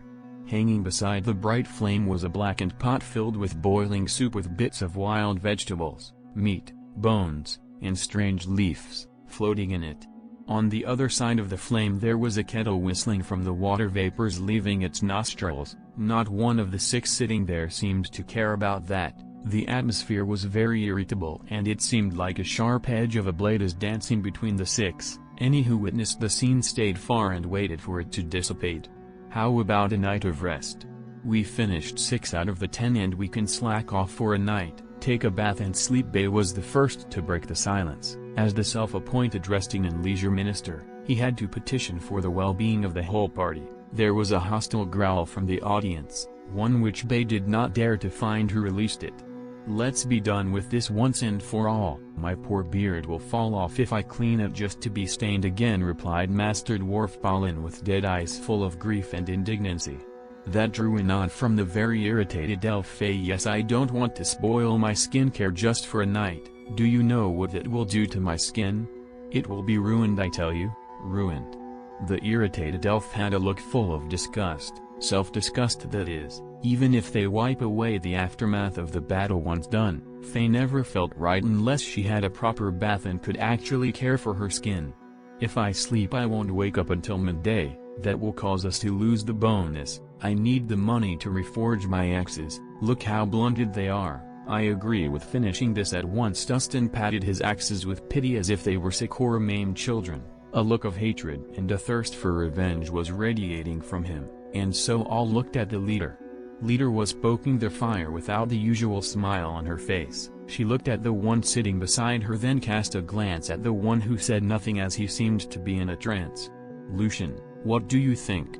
Lucian now had a taint of silver in his eye. He said with deeper voice than usual, "Rest until midnight, then clear 2 nests at the same time, then rest until sunrise, then clear out the last 2, and be done by the afternoon, if all goes well." The full moon was both a blessing and a curse on the Lycan race. It increases their power, but turn them animalistic by the time it's full. It is a gradual increment that start the 3rd day before the full moon and fully lost by the end of 3rd day after the full moon. During the full moon, their instincts take over. They don't lose their sanity and reason, so they won't attack indiscriminately. But their lust for blood and the hunt drives them almost mad, thus they prepare what is called a feast of the moon. They usually stock out on fresh bloody meat and some living beasts to hunt and feed on. This lasts for a full week every month. Leader did trust Lucian's judgment. As the scout, he needs to determine if his teammates can reliably take a fight or how to better preserve their strength or restore it just enough for the planned fight. Not all scouts can do that. Most are just like carrier pigeons. They only relay the information about the enemy and let the commander deal with the rest. Thus, after thinking for a moment, she understood that the next few nests are weaker than the last 6 and can be fought with external help without disrupting their teamwork, or caring much about the casualties. Lucian was indeed a top-notch scout if he could take into consideration so many factors, so she gestured at the trees behind her to approach. Soon afterwards a leader from the supporters came out of the forest and approached Vey vigilantly, feeling that sharp-edged atmosphere caressing his neck. He would rather be with his men hiding in the forest until this group of devils left on their next hunt. After a moment he stood behind leader, not daring to approach further. This seemed to draw the disdain of the orc and the dwarf, while indifference was coming from the rest. "We'll sleep until midnight. Tell your men not to approach any closer than 10 meters unless they want to die. After midnight prepare 50 archers to follow us. We need ones with good aim and better stamina. We plan to take on 2 nests in 3 hours. If you have some reliable swordsmen and shield bearers, send 3 swords and 2 shields in every group of 10 archers. Let them take on the outside perimeter and only archers can follow us deeper, while the swords and shield must protect the archers once we hit the heart of the nest. Tell them to conserve strength and not try to help us or save us no matter how bad it looks. Also see if you can make the same arrangement for the morning as well." With that she motioned at the man to leave, and started serving the soup in cups for the party. Bey took care of the tea kettle while Lucian set up a crude tent, a large canvas supported by 2 poles and 2 bedrolls as furnishings. Once the food was eaten and the tea drunk, Leader and Faye got inside the tent, while Bey and Lucian used the tree stumps as pillows. Each had a bedroll beneath him. The orc Dustin just lay on the grass hugging his axes, while Master Dwarf Balin put his shield on his back, gripped his hammers and fell to sleep, literally. He fell back like a log and soon his snores mixed with Dustin's own and made strange symphony. Soon the 75 chosen or cursed by their thinking supporters made their way to the field and set up their sleeping rolls. They barely had 4 hours to rest before midnight, and the dreaded hunt. Although their job was only to support from the back and stay alive and in good shape, still they saw how the demons fought and for the first time felt pity for the monsters. When midnight came, the party of 6 stood up at once, and silently cleaned up. The tent, bedrolls, pot and kettle disappeared, and the fire extinguished. The sleeping supporters barely felt anything and continued their sleep, well until the party started leaving under Lucian's lead, and Lucian let out a howl to the moon. It was not his intention to wake the sleeping ones, just instinct. The departing wolf always called to the moon. The howl jolted the supporters awake and soon they followed the party, leaving a nice distance between them and the walking demons in front of them. The silence was deafening, and none dared to break it first. Chapter 12, Action. Once the party of 6 made it to the outer periphery of the nest plan? Asked the leading Lycan. Hasty annihilation, answered Leader. Thus Lucian took out his daggers and flashed into the back. Bey took out his swords and stood beside Dustin and Balin while Faye fiddled with the gem on her staff. and Leader took out her crossbow. Dustin and Balin looked at each other, nodded, then looked at Leader for the starting signal. She nodded at them. Two looked towards the heart of the nest and simultaneously issued an earth-shaking roar. Both roars seemed as if strengthening each other. It is a dungeon-exclusive pair skill greater taunt that would cause every enemy selected by both users to target either of them. For example, all monsters in the nearest nest, all enemies within 1 kilometer are affected, and all enemies within 3 kilometers would come closer to around 1 kilometer away but not attack until provoked. Dustin with his blunted axes and Balin with a shield on his back and 2 hammers in hand, he basically just kept the same posture he slept with. They walked further in. Bay was beside them looking around and the rest of the party followed. Soon a horde came barreling on them. With Dustin and Balin as the targets, the party only needed to be careful for some variants that were unaffected by the taunt or other enemies. The trio in the front carved a bloody path into the horde while chatting. "Hey Balin, I still have priority for the repairs, right?" Dustin asked. The sound his blunt axes made while brutally splitting anything that came in reach made his heart ache. "I want to make my babies broader at the edges. They are blunting too fast recently," Bar retorted Balin while crushing a head and caving in a torso. "My hammers first, you brutish and nincompoop. How many times do I need to bash your head in to get you to remember that? Those hammers were made especially to cause havoc when they connect. Not every monster hit by the hammers dies immediately. Most lay there with broken spines or destroyed inner organs, immobile and dying sooner than later. Think about his poor brain, Master Balin. All the bashing surely caused some damage." Bay jabbed at the two while slashing a monster into bits. The occasional bolt and fireball would fly here and there. From behind the trio, Leader was sending bolt after bolt at the incoming enemies while Faye was lobbing fireballs at the back of the monster horde. Lucian on the other hand would just dispatch the occasional monsters that came by trying to surround the group. Soon a volley of arrows fell around Bay, Balin, and Dustin. The three dodged seamlessly as if the arrows were avoiding them, while the while talking and joking at each other. Faye, Leader and Lucian mostly stayed out of the conversation. No one would like to be the butt of the jokes these three had in their sleeves. Faye last called Balin, "My shield is itching, how about a few popsicles for me?" Although Faye was clever enough not to join the joking spree, she was too irritated to just let it slide. So she blasted the area around them with a storm of ice spears, then sent the last one between the legs of the dwarf. "Call them popsicles again and I'll get rid of yours." This prompted a raucous laughter from the dwarf. "Thanks lass, but I have to decline.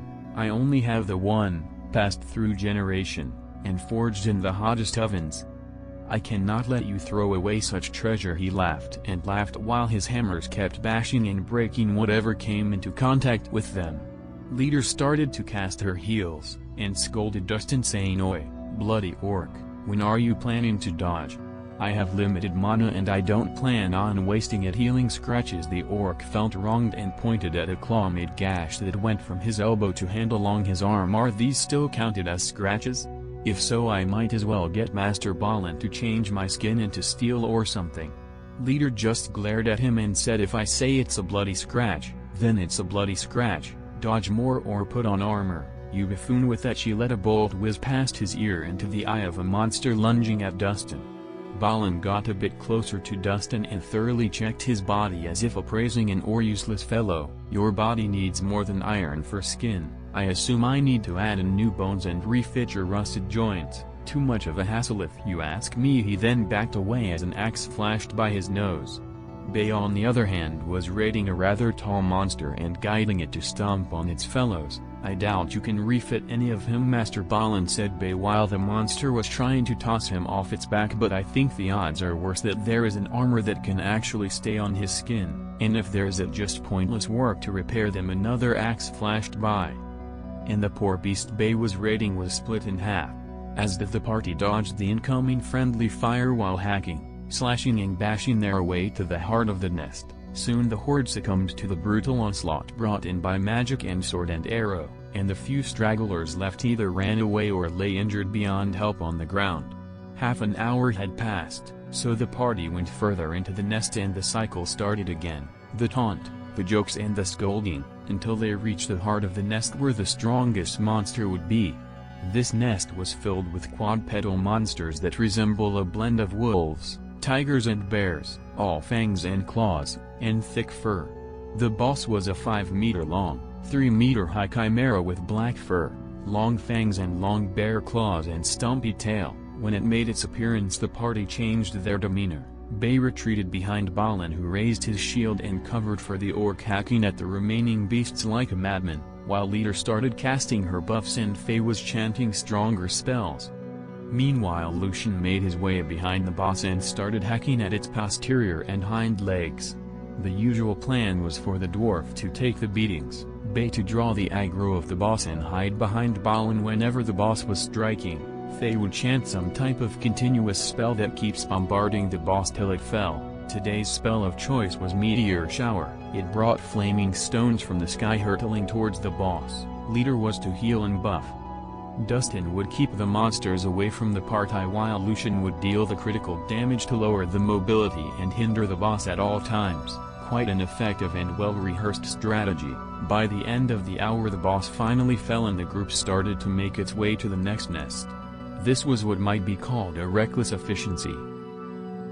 Chapter 13, On Opposite Sides of the Wall. As the night progressed, so did Leader and her mates. Since they were already buffed, the party proceeded to reach the periphery of the next nest. This time they held off on the taunting skill, and went ahead a bit deeper into the nest territory. Once they could attract more monsters, greater taunt was used, while Leader and Faye rebuffed Dustin and Balin. As for Bay, he started distributing potions to supplement the troop, while Lucian replaced him in the front. He looked like he was dancing around the monsters.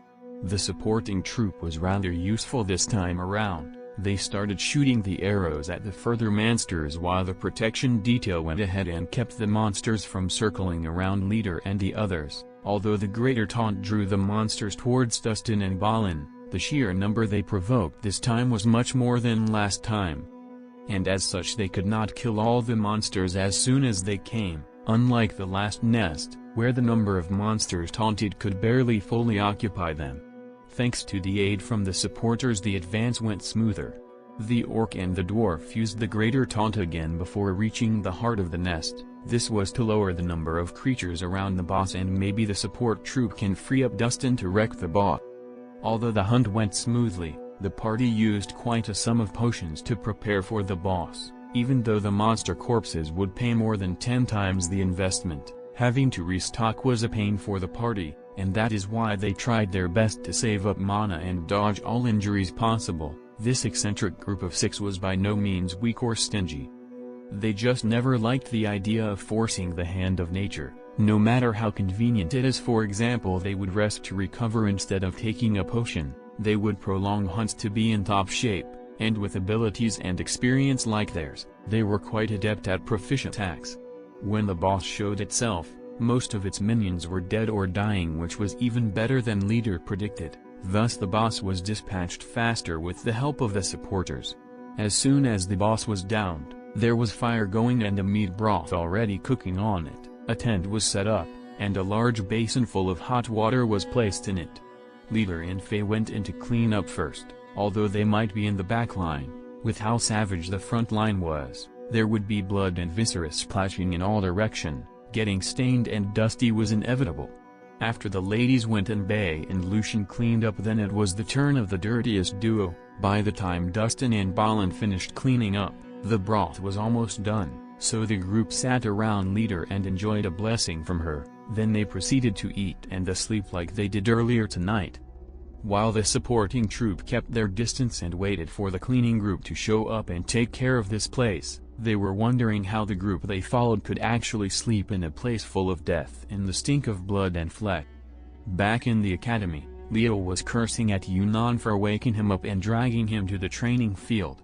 "Listen here, you fiend, I know I agreed to starting doing morning exercises with you, but there is 4 hours left till sunrise. That is 4 whole hours before the agreed-upon time," said Leo while doing his best to nag Yunnan out of this early morning workout, hopeful against all odds.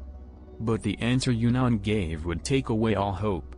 "Only during weekends. During weekdays we only wake up 1 hour before sunrise. Now start moving your feet, You have to earn your breakfast today." That made Leo stand still in fright. "Are you trying to kill me? There is no way I can last till breakfast." "Well, this is nothing, just jogging and stretching. There is the sword training from breakfast to lunch, and then you can rest in the afternoon." Yunnan just went behind Leo and started pushing him forward. A mournful no, full of grief, almost woke up half the academy. If the dorms were any closer to the training field, someone would think a tragedy had happened. Although Yunnan had gone easy on Leo, and let him rest often, by the time breakfast was being served, Leo was already out of energy. "According to my teacher, us meeting Instructor Bay is either a blessing and we turn into powerful adventurers, or we get used up too fast and never be great in this life," said Leo while they were eating breakfast. "What do you think?" he asked Yunnan. "I really don't care," answers Yunnan. "Whatever happens, I plan to learn all I can from him. As for getting strong or not, I will leave that till I get inside Tartarus. Until then, I just gather as much knowledge I can and get as prepared as possible." Although Yunnan was thinking about how Bay might affect him, he still chose to work hard and let the future solve its own problems. "What about you then?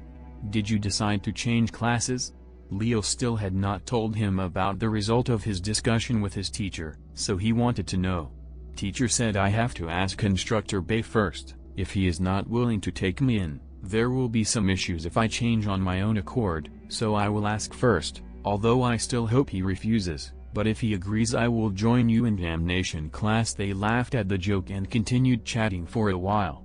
On the other side of the city wall, Leader and friends were indulging themselves in the much-deserved breakfast. Although they eat every time they rest, the amount of energy they use is tremendous. Thus they eat at every occasion unless when they need to move quickly or are well rested and well fed. They decided to delay the next phase of the hunt and waited for the cleaning crew to be finished before starting again. That also allowed the tag-along supporters to sleep a bit more and rest a bit longer. Once the cleaning crew was finished, a leader came with a ledger in hand and started talking figures with the group. "Your share until this moment has been calculated. According to the guild rules, you have obtained 8 monster cores of the leader variety, all level 5, around 1000 monster cores of level 2, 600 of level 3 and 42 of level 4. Next is the monster carcasses. A total of 2,200 bodies have been delivered to the guild, and you will receive monetary remuneration according to the state of the body and what can be used from it. We estimated a total of 5,000 golden dragons. These figures are what is left after cutting taxes, the support fee, and cleaning fee. The reward from cleaning the nests have yet to be added to the current balance, as we received news you will attempt to clear out 2 more nests.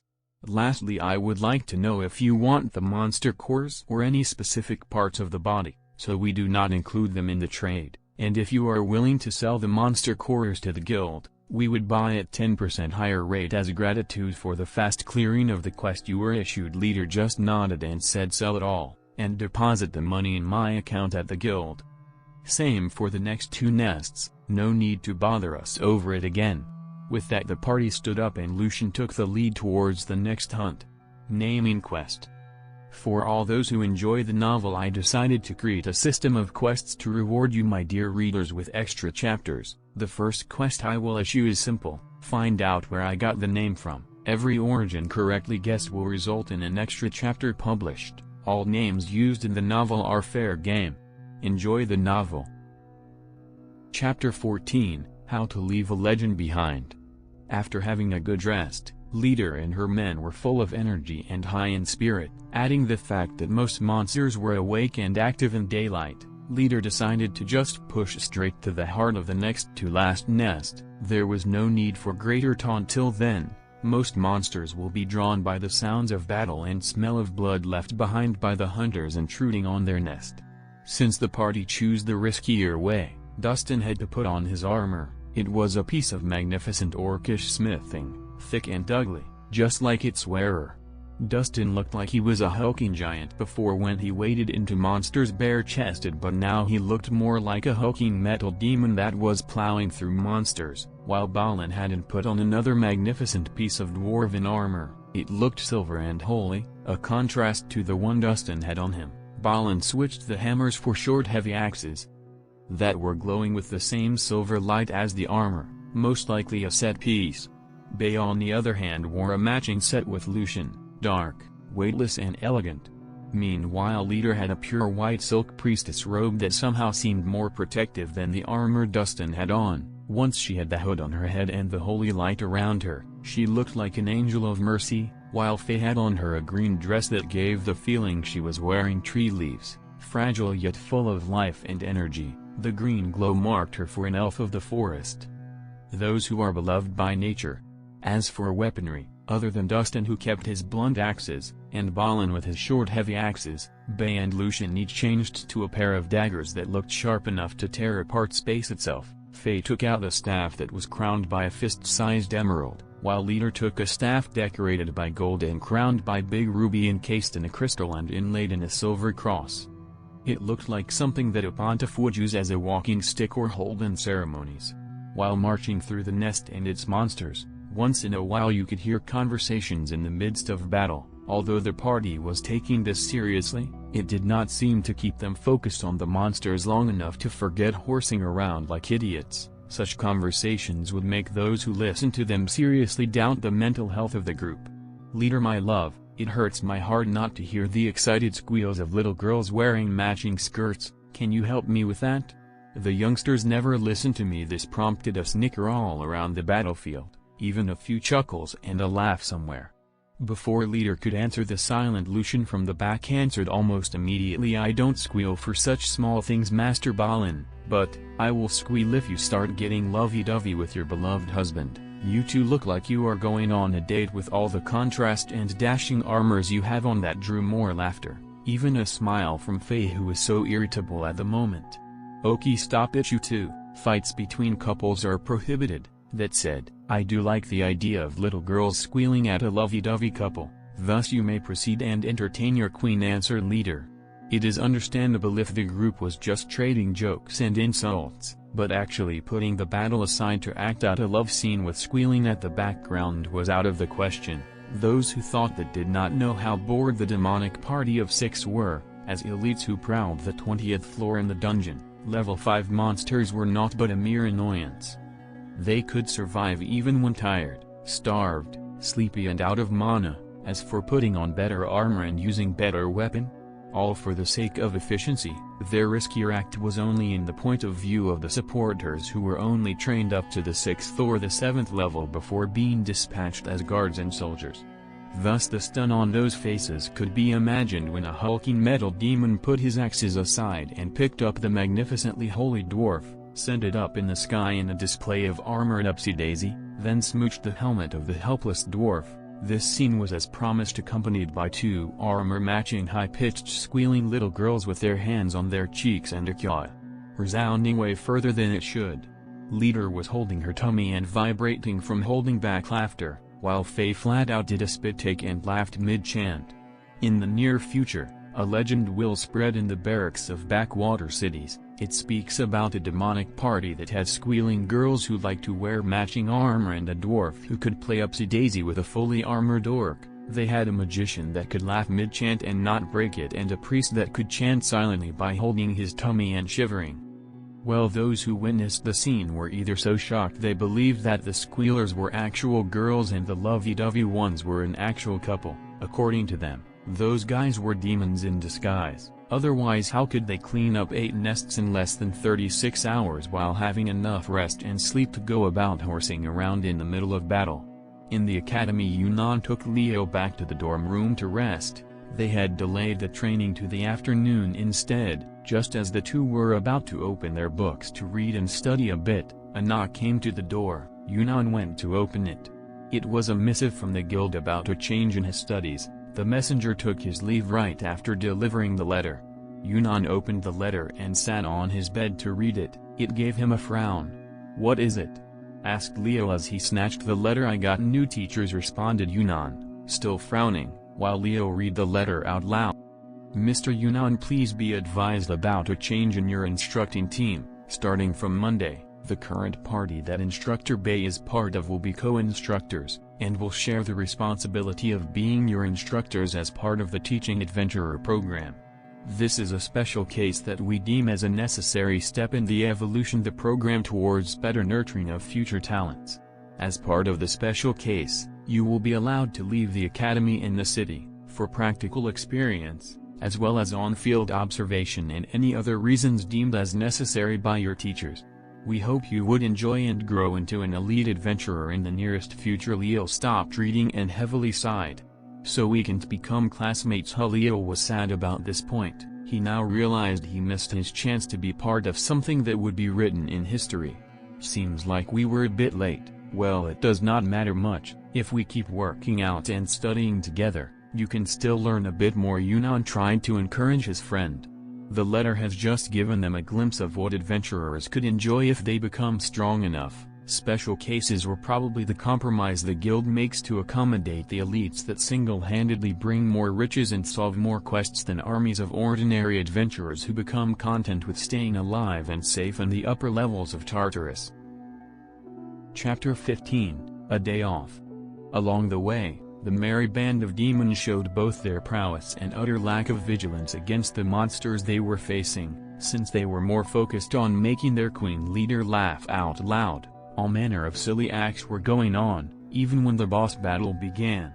For example, while the boss was trying its best to move Master Dwarf Balin while locking horns with him, literally, Balin was using his axes to lock down and place the horn bull-like creature. Faye was sitting on the orc's shoulders and they were doing a sort of synchronized dance. She was imitating his movements with her hands and her feet were swaying like a child sitting on their parents' shoulders. Bay was riding the bull pretending to be in a rodeo and stabbing it to make it jump. Lucian was also sitting on the back of the boss gnawing at the tail he just cut off, complaining that it tasted more cat than bull, while slashing its posterior for tasting like the wrong species. Meanwhile, Leader was on her knees propping herself with a hand and beating at the ground with the other, all the while laughing in a way that is not befit of the holy angel she looked like. Let's put a few measurements on the scene to get a perspective of how ridiculous it is. The bull-like creature was about 5 meters high and around 8 meters long and 2 meters wide at the belly. Pretty impressive. On the other hand, Bay and Lucian on the back both were about 1.85 meters while Balin was 1.2 meter long and Dustin around 2.3 meters while Faye and Leader were around 1.6 meters. Now, let us again look back at the scene. A 5-meter-high bull held by the horns in place by a 1.2-meter-long dwarf, unable to move its front legs. Its only way to shake away Bay, who was facing the front, and Lucian, who was facing the back, is by jumping with its hind legs. One was eating its tail and stabbing it for tasting of the wrong species, while the other was stabbing it because it was not jumping wildly enough. If that was not enough, there was a giant orc carrying a delicate elf that was dancing on his shoulder while the orc was carving steaks using blunt axes. Poor boss just had to fall in the hands of the demons, is what the supporters were thinking at the side. The fun ended when Master Balin wanted his turn to sit on Dustin's shoulder like Faye, and carve out his own steaks, so he mistakenly twisted his axes while looking over and trying to get someone to replace him at the horns. The twist broke the boss's neck and it fell with a thud. The dwarf looked down dejected while the four who were enjoying themselves came over and each punched the top of his helmet, for ruining the fun too early. Only Leader went there and comforted him by promising him he can sit on Dustin the next time they find a bull-like creature. That drew a smile to his face, and so they started on their way to the next nest. Unfortunately, they arrived late as another party seemed to have taken it down just moments earlier.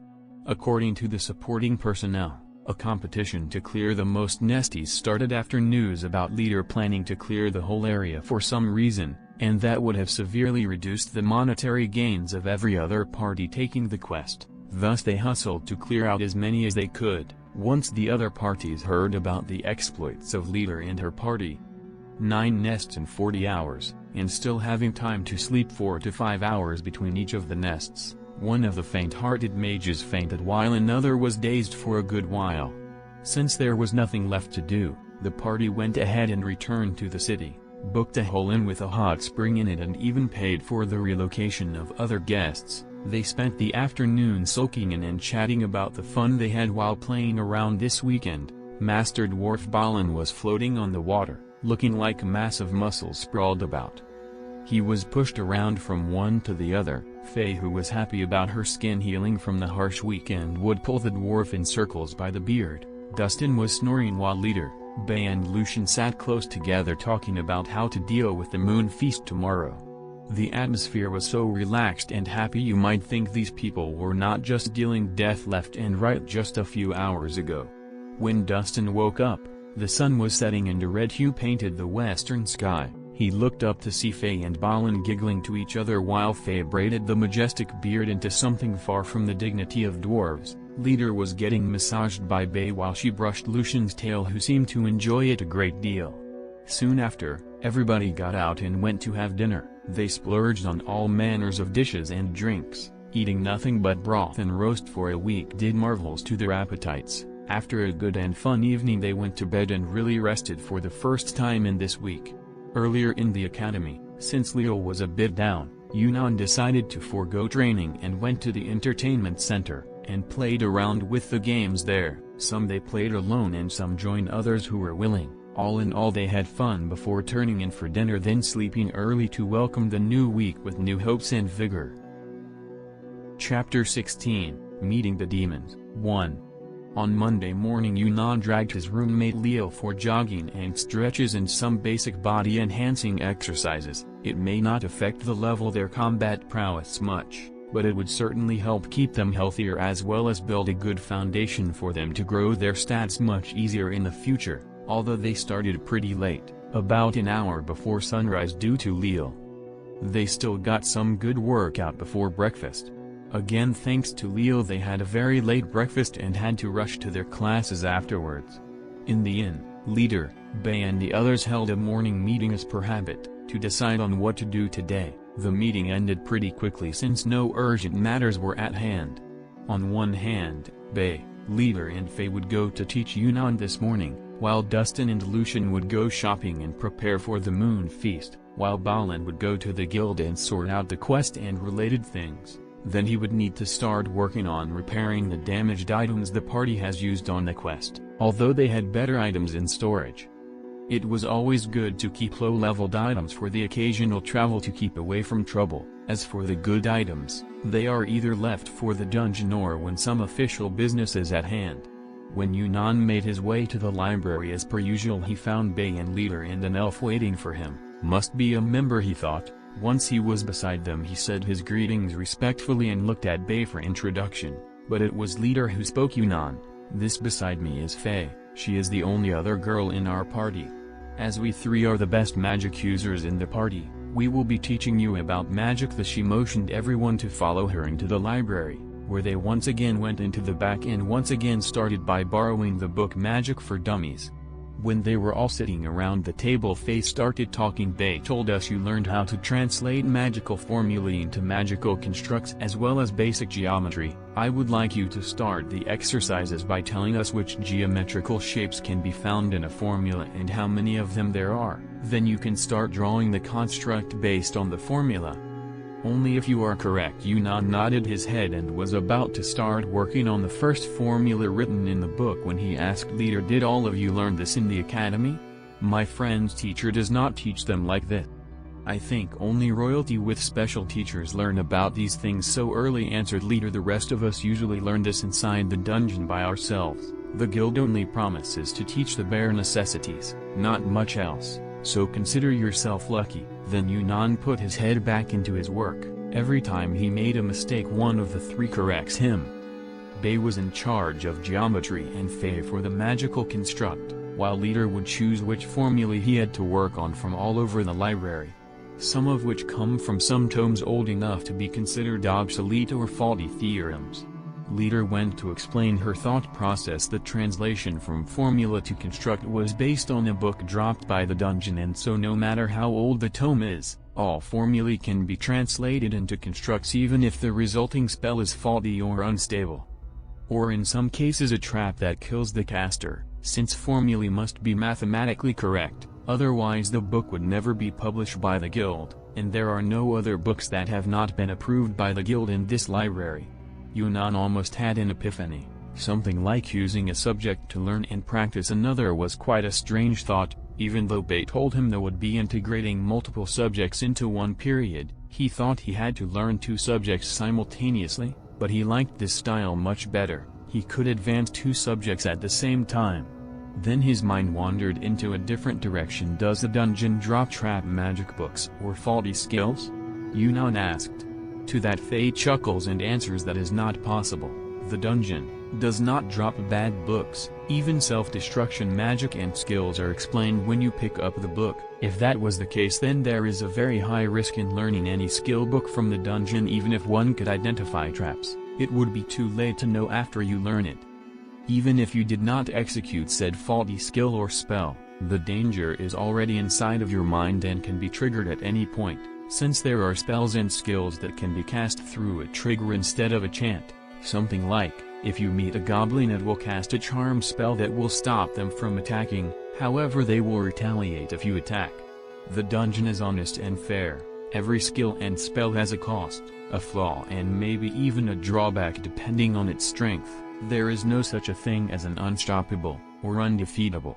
There is only a perfect set of skills, that complement and enhance each other. But never a single overpowered skill or spell with no fault or drawback. Leader explained how the dungeon system works when balancing the powers it grants to explorers. On the other hand, if you want your skills and spells to be perfect and unstoppable, you have to do 2 things. First, fully understand what you have. Second, fully know how to utilize it. For example, the Mage Light spell, if used correctly, can be an extremely useful spell. Let's say you are in the woods at night, and use the Mage Light. You can see very well and scare away monsters, but also be seen from very far away. Thus, if you fear ambush, send half of the party ahead with Mage Light to draw on the attention while you sneak behind them to protect from ambushes. Also, it can work as a distraction. If you throw the spell at some guards or in their range of sight, they will investigate or sound the alarm, either making it easier for you to sneak around them by leaving their posts, or create enough mayhem for you to slip in unnoticed. There are many examples like this. There is no such thing as a single-use spell or skill, it must have other uses, you just have not found them yet. Bei added his own insight into the discussion. And so continued the morning lesson. By the end of it, Yunnan had a greater understanding of both magic and geometry and how they link to each other, while the afternoon promised more excitement since all the party members will show up. After they left the library, Yunnan had a strange thought. How come Bei never yawned today? He then shook his head and went to the cantina to meet his roommate for lunch. Chapter 17, Meeting the Demons, 2. Excitement was overflowing from Yunnan as he was heading to the training hall number 5. Once he arrived, he was bedazzled by the sight of a dwarf scolding an orc 3 times his size. "Listen here, you little brute," said the dwarf while pointing his finger at the nose of the squatting orc. "Never touch my hammer again. Otherwise I will wring your ears off and feed them to you." Then the dwarf turned around, leaving behind a grinning orc who looked like he has just got away with something naughty. "Titan's beard, why do I tolerate you so much? Might as well shave my beard next time." While Yunnan was watching the scene, he heard a sniff behind him and turned to find a half-beast sniffing at him. He did not even know when the guy came next to him, much less when he started sniffing. "Bei, is this the guy? Smells nice, can I have a bite?" The silvery hue in the half-beast eyes was almost hypnotic. Yunnan was barely able to react before he saw the elf Fei fly over, grab the half-beast by ear and drag him to squat beside the orc. "No snacks outside of mealtime, you will get fat again," she then proceeded to flick his forehead. Now there were 2 guys squatting and grinning like fools. Soon the dwarf came over with Leader and Bei.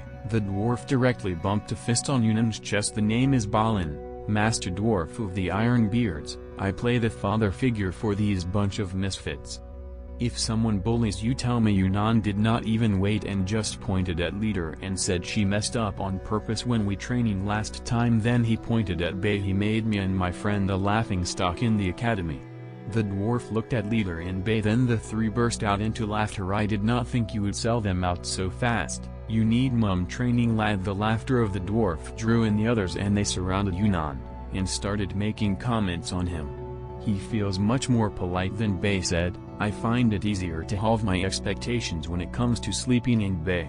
Wise words. "Although he does look weak and famished, we need to feed him more. This one is mine." Go get your own obedient little boys. The last remark was made by leader, followed by an order. Class today is swordsmanship. With chanting and arithmetics she hugged Yunnan to her side and walked him to center of the hall, then explained how the lesson will go.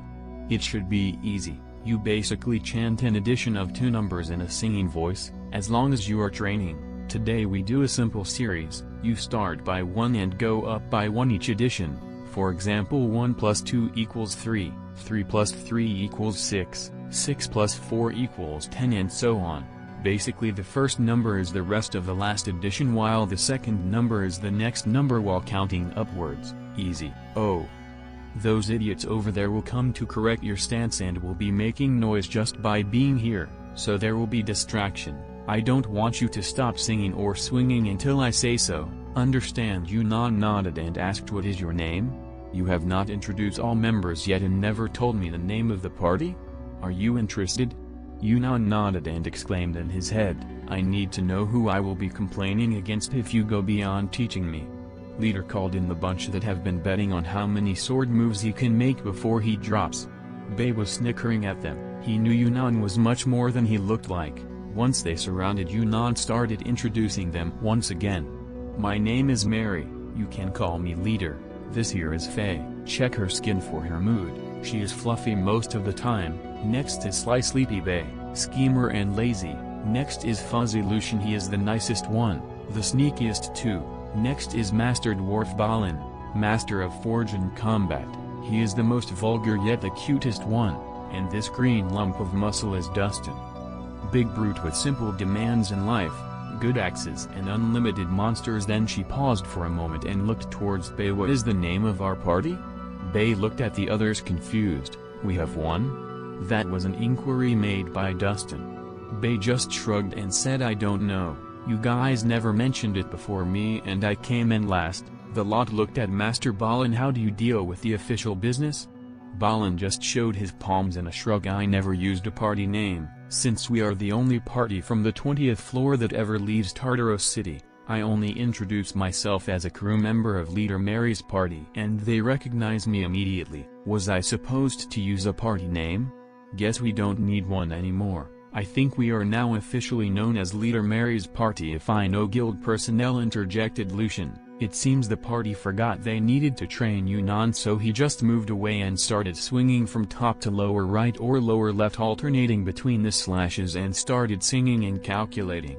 While the party was debating, sometimes they would make an order at him: feet shoulder wide and 1 step forward. Don't stand so stiffly. Then something like 36 plus 9 is 45, not 44. Start over. Meanwhile, a discussion in this vein could be heard. I think we need a better party name. Leader's Fuzzy Freaks sounds like a circus name. Well, we are a walking circus. Even so, no beard will be in a circus named party, or a circus for that matter. Lass, I heard others call us some good names after each quest. Really good names?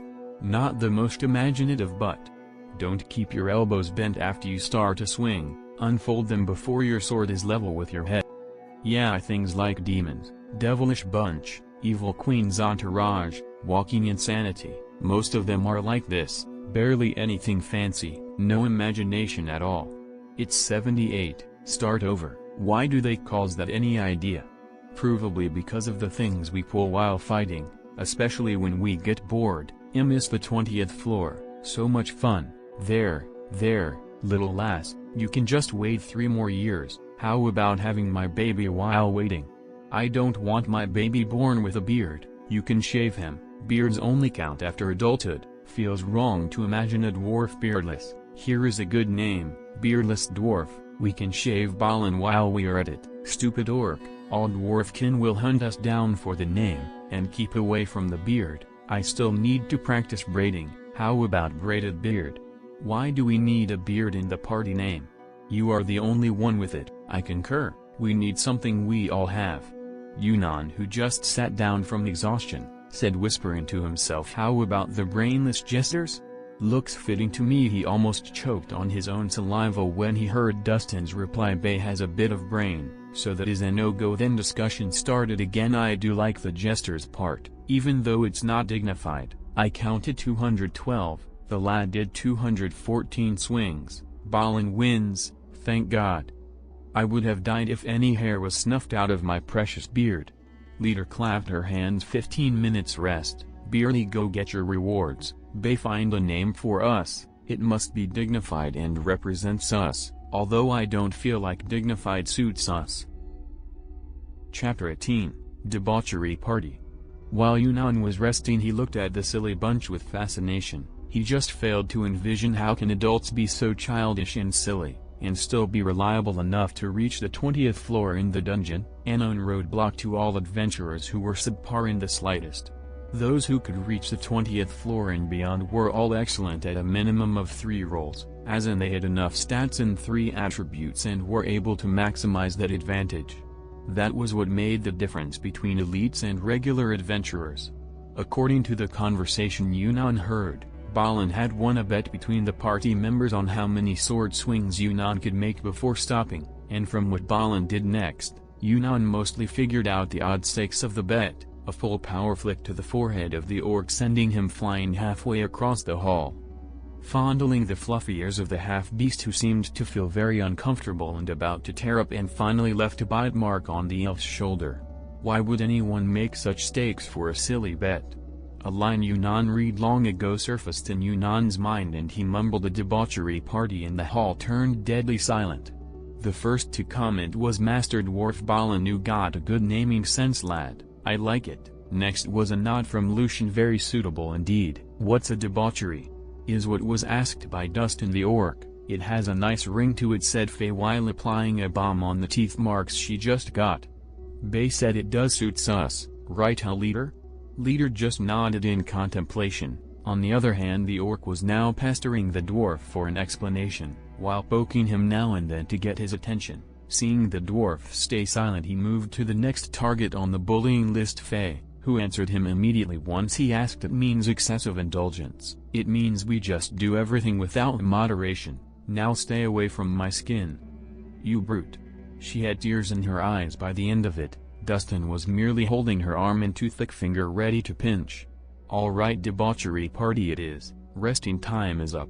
Dustin, get your axes ready. Yunnan, you attack him and try to get past his block. Don't forget the singing. Up you go. Start moving. Dustin, you count with him too. If anyone makes a mistake, both of you start over. Although Dustin did take out his still blunt axes, he still complained, why me? Lucian and Bay are better at it. I did nothing wrong to get punished. That earned him a kick from Balin and snarky remark, shut up you mindless brute, you just finished bullying the cutest lass ever, repent for your sins like a man. That started a whole new conversation about how bullying is a sign of affection for orcs, or how dwarves can never understand the intimacy of bullying, or any other intimacy at all. The hammer-swinging fanatics, according to Faye, the one who almost cried a moment ago from bullying, while Yunnan was attacking with all his might, trying to get through the blocks of the orc. After merely 50 hits, he stopped in his tracks and dropped both swords. His hands felt numb and heavy, like an army of ants was crawling under his skin. Why do I feel like I am the one being hit instead of hitting him? Every time we connected, it felt like I was the one blocking, not him. How come? The question was directed at Bay, while Leader came closer and started massaging Yunnan's arms. That would be because you are inferior to him in terms of both strength and constitution. To overcome that you need technique and experience. This was a test to see how is your constitution, and how well you know your body. Good thing you stopped attacking before getting injured, as Yunnan was feeling relief in his arms. Then the disappointment soon followed as he heard the next piece of dialogue. Who won? Asked Leader while still massaging Yunnan's arms. No one answered. Bay, we all bet on him stopping after getting injured one way or another. What were the stakes? Leader asked. A lap pillow by Faye, a foot massage by Master Balin, a ruffling of the tail by Lucian, and a shoulder massage by me, answered Bay again, concisely. Leader looked at Yunnan and said, you won the bet. Once class is almost over you can enjoy the benefits after that. She handed him his swords back and told Dustin to parry and dodge only. This time when you attack, try moving your feet like the dance routine we did last time. Move sideways and step forward and back. This advice opened a few more paths to attack from, which was an improvement from his still stance attacks, and thus provide room for a wider variety of attacks. Now instead of just slashing up and down, he now could stab, slash from other directions while moving. The bout lasted for 15 minutes. Yunnan failed to make Dustin block him, as was expected. Next it was Dustin who approached. Yunnan was told to try to dodge and block if he could. Yunnan ended up with a few hits on his body. He thanked the heavens for Dustin using only his hands as axes, and not using any strength at all. From what Yunnan heard the party mention, he knew that Dustin and Balin could not control their strengths and have been known to cause accidents such as bending spoon during a meal, breaking a door handle while trying to get in. The last one was more like an orc trait than an accident, thought Yunnan. After doing a recap of all the training they did in one last spar, where Yunnan could this time take more than 80 hits while Dustin was blocking, using a lot of dancing as a base to lower the impact of the weapons, that was quite the happy accomplishment for Yunnan as he showed obvious improvement during the same session of practice. When it was about half an hour left, Dustin and Yunnan stopped their spar, and Yunnan got the spoils he won from a bet he was not part of. The reward has changed a bit since the next few bets were about getting rid of the stakes lost in the bet Yunnan won. It ended up as a lap pillow by Ledger, a foot massage by Faye, and a shoulder massage by Bay, and lastly beard braiding by Balin, which Yunnan declined as it was not interesting, or possible to braid anything while having a pillow and a shoulder massage at the same time. Yunnan was woken up by the sudden sound of the afternoon bell ending the last class of the day. Yunnan didn't even know how and when he slept. Leader advised him to skip the baths and take a nap first before cleaning up after dinner. Chapter 19, We Choose Life. Although Yunnan was still groggy, he still made his way home and fell to sleep almost immediately. He only woke up later when Leo shook him awake for dinner time. On the way there they discussed the debauchery party, and how the training went in the afternoon. Leo was visibly shook as he had his world views crumble. He would have never thought there was people that can actually fit the word debauchery and still be successful. As they ate dinner, Leo started talking about some new friends he made in the entertainment center this afternoon. They were interested in the chess rules Bay had taught Yunnan, and thus the group played with Leo almost to dinner time. And when they were chatting about how Leo and Yunnan worked out in the morning every day, they expressed their willingness to join the duo. They were all from different classes and all with high wisdom.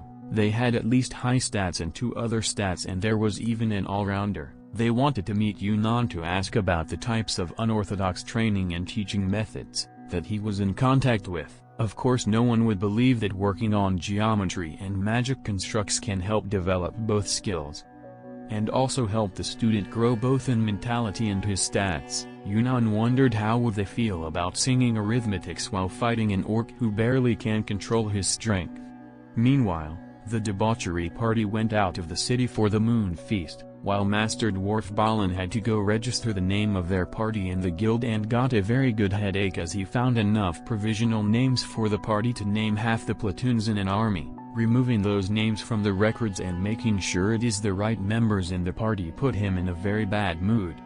The only good point was that the name was well received by the guild, and although the paperwork took some time, there will be no more mistakes. In the plains outside the city, Lucian and some other lichens around the area were making a giant pyre, and there was enough meat to feed a few dozen people. Bay was in charge of barbecue while Lucian let his animal side take over and howled and played around with the other lichens. Meanwhile, Master Balin was arm wrestling with Dustin while the 2 ladies gossiped about God knows what. The feast lasted until dawn. By the time the debauchery party made their way to the academy, they saw Yunnan and Leo jogging around the central field. Although Leo was complaining, he still kept pace with Yunnan. Thus the party decided to stay and watch.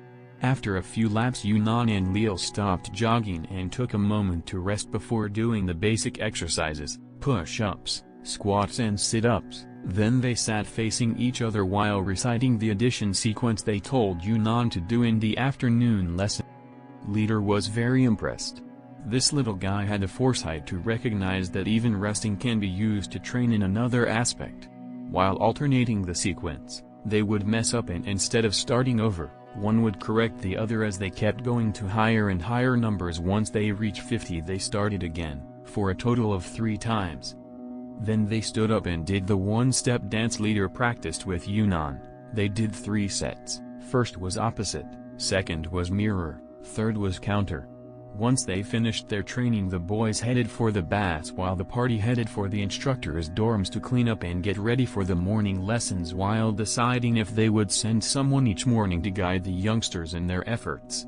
The Tuesday class was held in the training hall instead of the library to make use of the sound isolation. Yunnan was confused at first, but when he heard Leader's explanation he felt more at ease.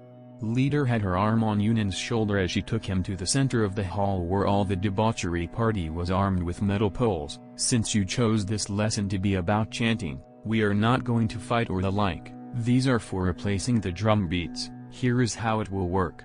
We will all sing a song, and you will use the rods in your hands to create a beat that matches the song. However, you must knock your rods against towers in time with the drums. You fail and we start over. If you finish a song without any mistakes, we can do something else for the rest of the morning. While Leader was explaining, Balin poked Dustin as he snickered, knocking rods. Hey, the pure leader of finally getting as vulgar as the rest of us. That earned him a rod to the head by Faye. But before he thought he got away with it, Leader threw a metal bucket at Balin saying, no rods for you, use your head to repent. As to be expected, with a metal-head dwarf in the group, every now and then a rod would descend on his head out of beat, and before his turn came, ruining the drum beat Yunnan was working so hard to achieve, which prompted him to go for the arms or legs of those who ruined the beat while they were trying to sneak a hit on Master Balin. By the end of the class, Balin was sitting on Dustin's shoulders drumming on his own head to Pirate Shandy while the others were singing along.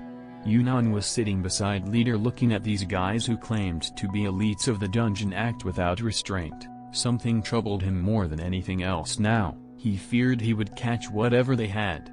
He looked at Leader beside him, who had a mother's gaze on her when looking at the happy bunch.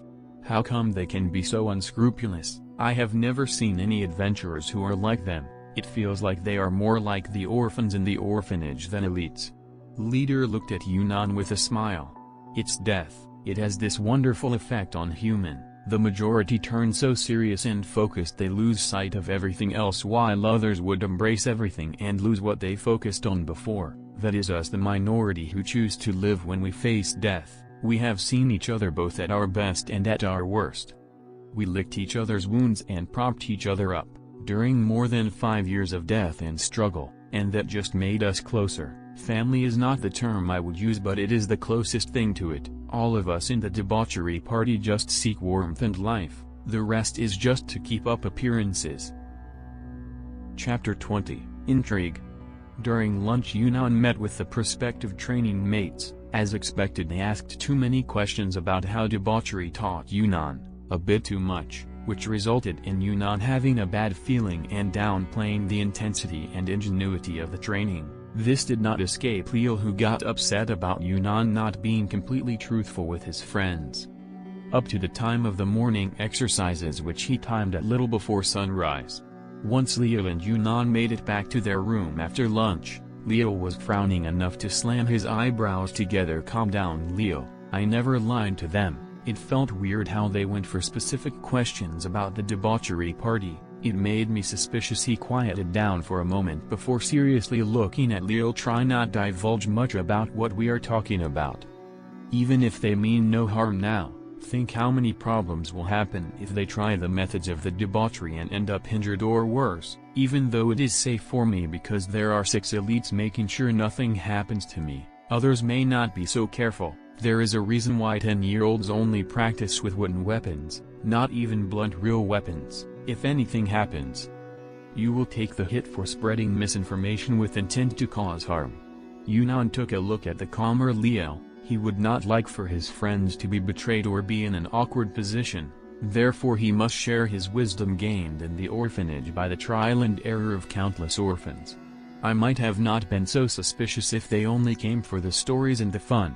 They skipped that and went straight to the training, which they could just as easy ask their teachers about. Yet they came to us because they think we know something others don't. I mean, the effective level-up chess is enough to convince anyone with a brain of its worth.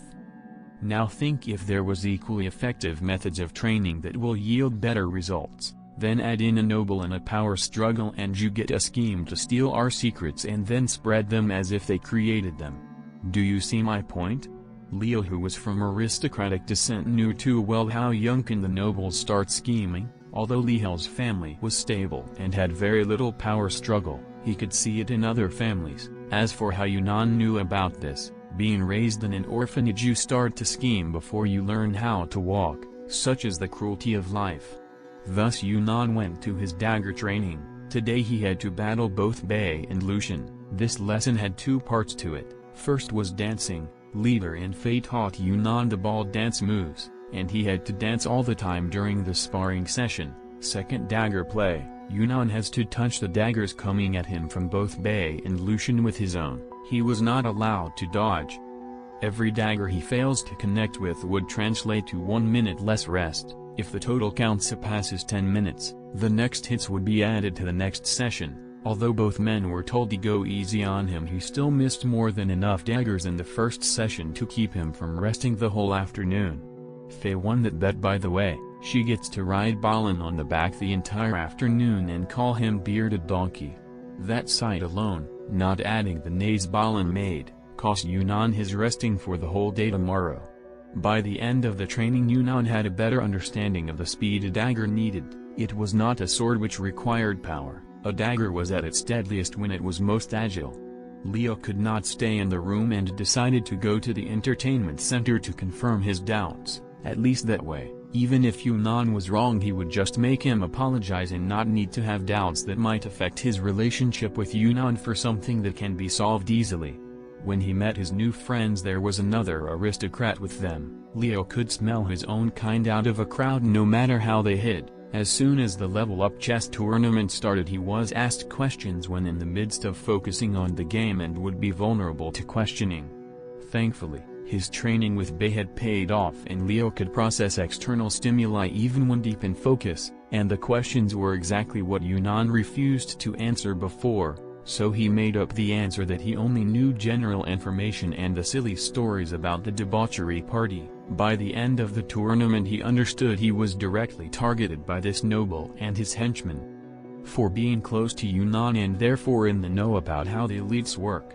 Leo waited for Yunnan anxiously, in their room. Once Yunnan arrived, Leo made him sit down with the words, "I have really bad news." Those words sobered up Yunnan.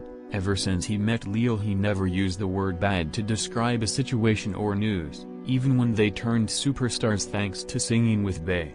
"What is it?" Yunnan was tired and fighting sleep but still sat straight and braced himself for a disaster. "Those guys were sent to us to get closer and fish for information. They want to know how effective is the training more than how it is done, and the kind of guy who sent them is bad news. I met him and he is likely trying to inform on us for some benefit or another." It seems that a whole elite party teaching the same student news is spreading, and there are some who want to take advantage of it.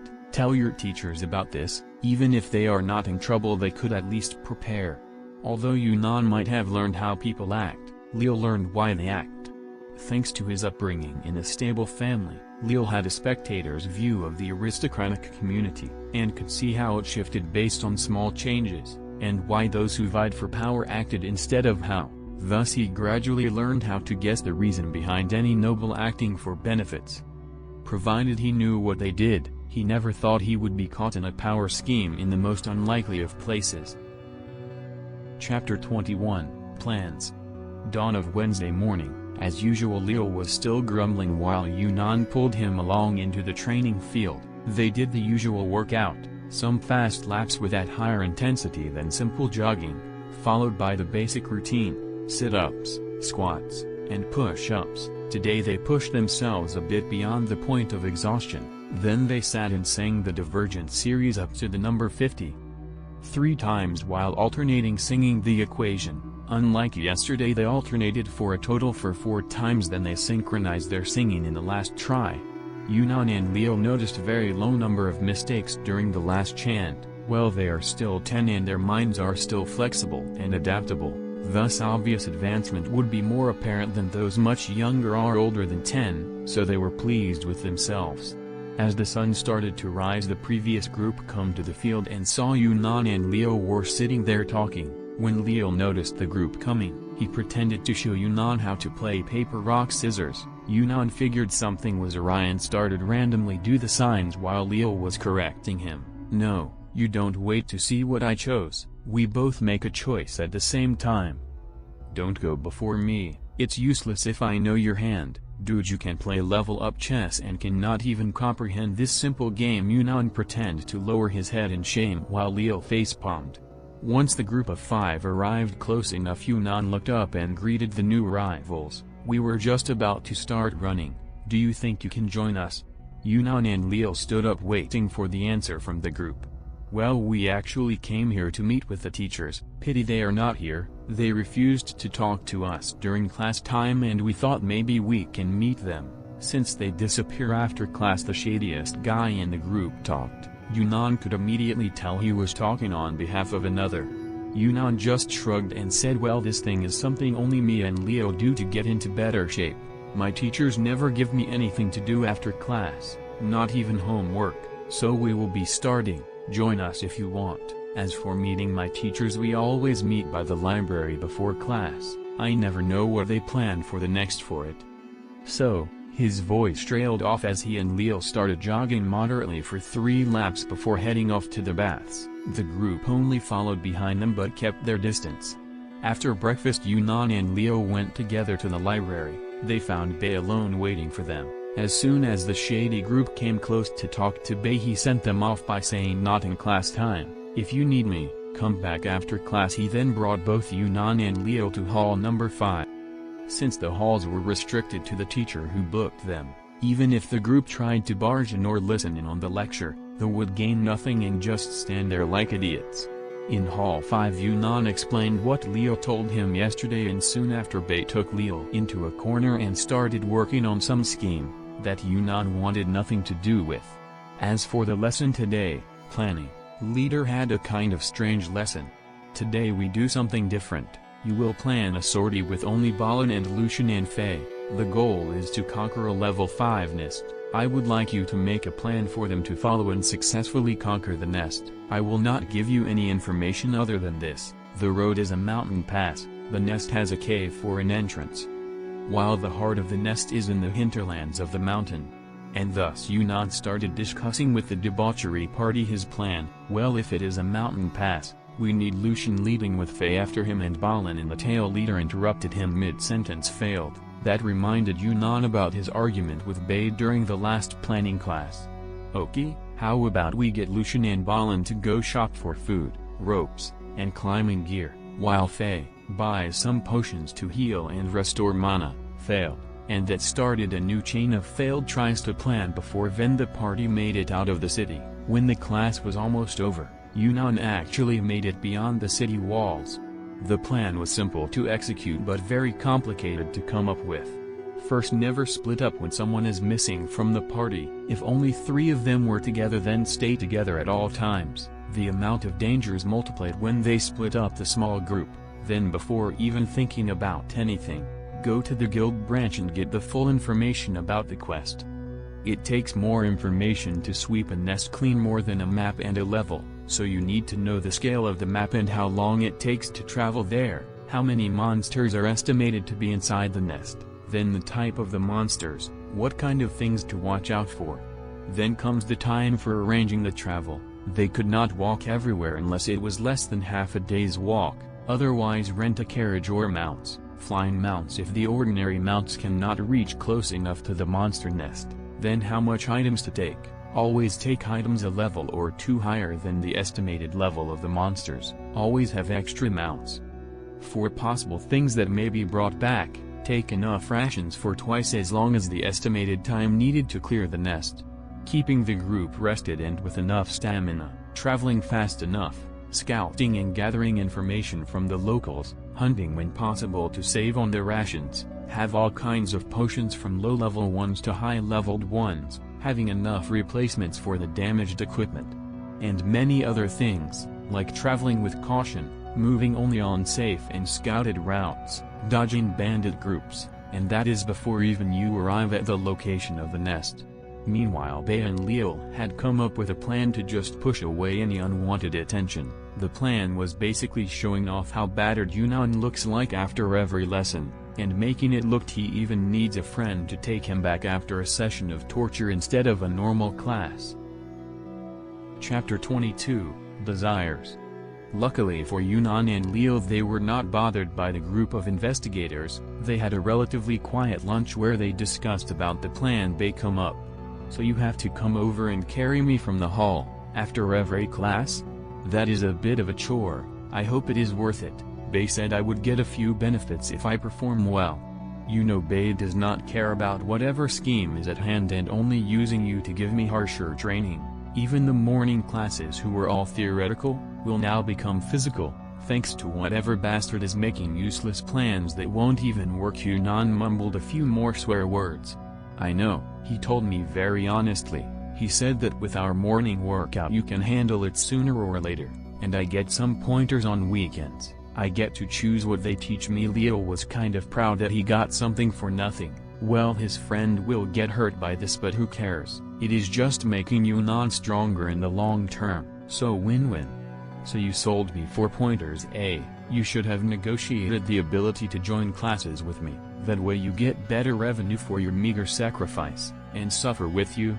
Hey, very funny. I would prefer to get pointers than full-blown lessons. I don't think I can take it.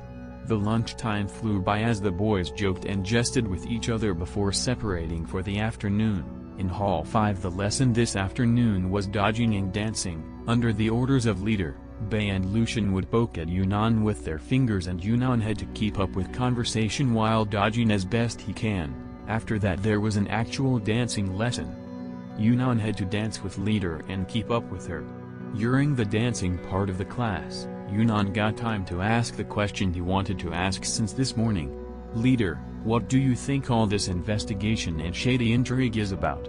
It's not very complicated. It's kind of normal for us to have people ask around us or trying to talk us without going through the proper channels. What is it like usually? Yunnan felt like he should know something like this for future reference. Usually they try to recruit us to take them down the dungeon. There is the odd one who actually has a quest to clean up, and just don't want the guild all over the nest they found and would rather keep the profits. There are others who would like to own us. Those ones never learn. No matter how many men they send, no one returns.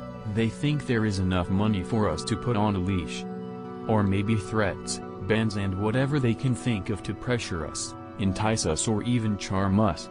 They just never think that we genuinely do not care about them nor what they have to offer.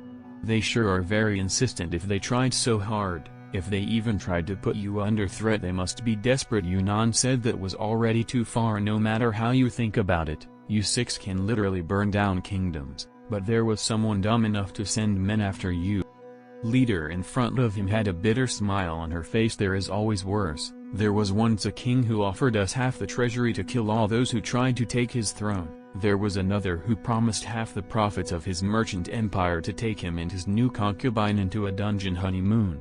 It is not like there was no precedent, but all those who entered regretted it, since they could not get better at anything after entering the dungeon. Even simple handicraft was impossible to learn. Can you imagine having to enter the dungeon to learn anything, no matter how easy it is? It is not worth it for those who do not want to live their lives centered around the dungeon. What else? What kind of crazy requests did you get? Leader laughed in her alluring way, bemused by the curious little kid. After a moment of thought, the others started chiming in on the conversation in a cacophony of laughter and ridicule. Some things were very ridiculous.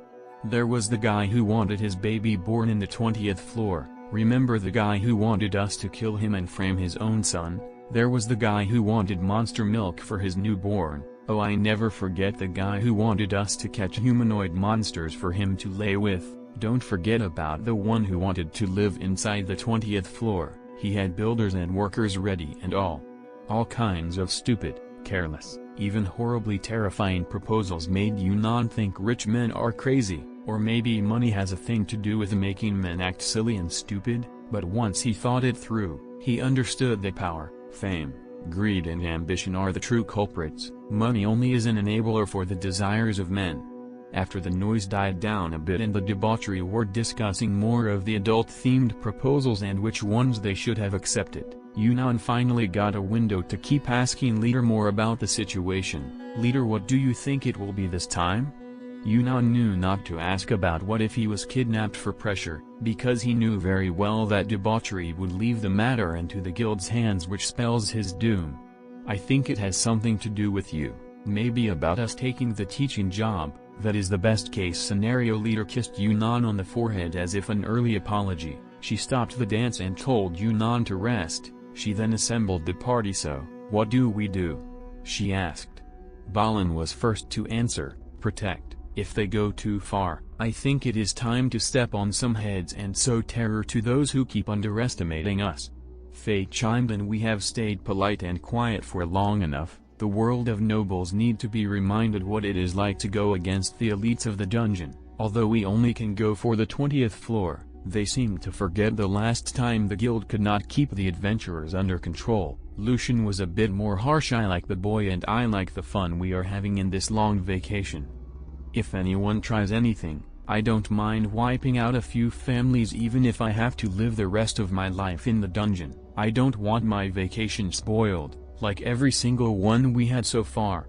Dustin was more at ease. "My axes are ready for whatever you need them for." While Bay stayed silent for a few moments until all the party was looking at him. "I think we can put on a show without getting out of line with the guild." The smile Bay had on made Yunnan shiver. Whatever was in that brain of his, Yunnan did not want to know. Chapter 23, Rules of Conduct. Yunnan was feeling very happy on his way back to his room with Leal shouldering him. The words Balin and Lucian said were obviously in his favor. Although Bay and Faye did not mention him, they did not refute the other two, which brought a smile to his face. Now that the debauchery party sided with him, no matter who targeted him, if he lost a single hair, the culprit would suffer.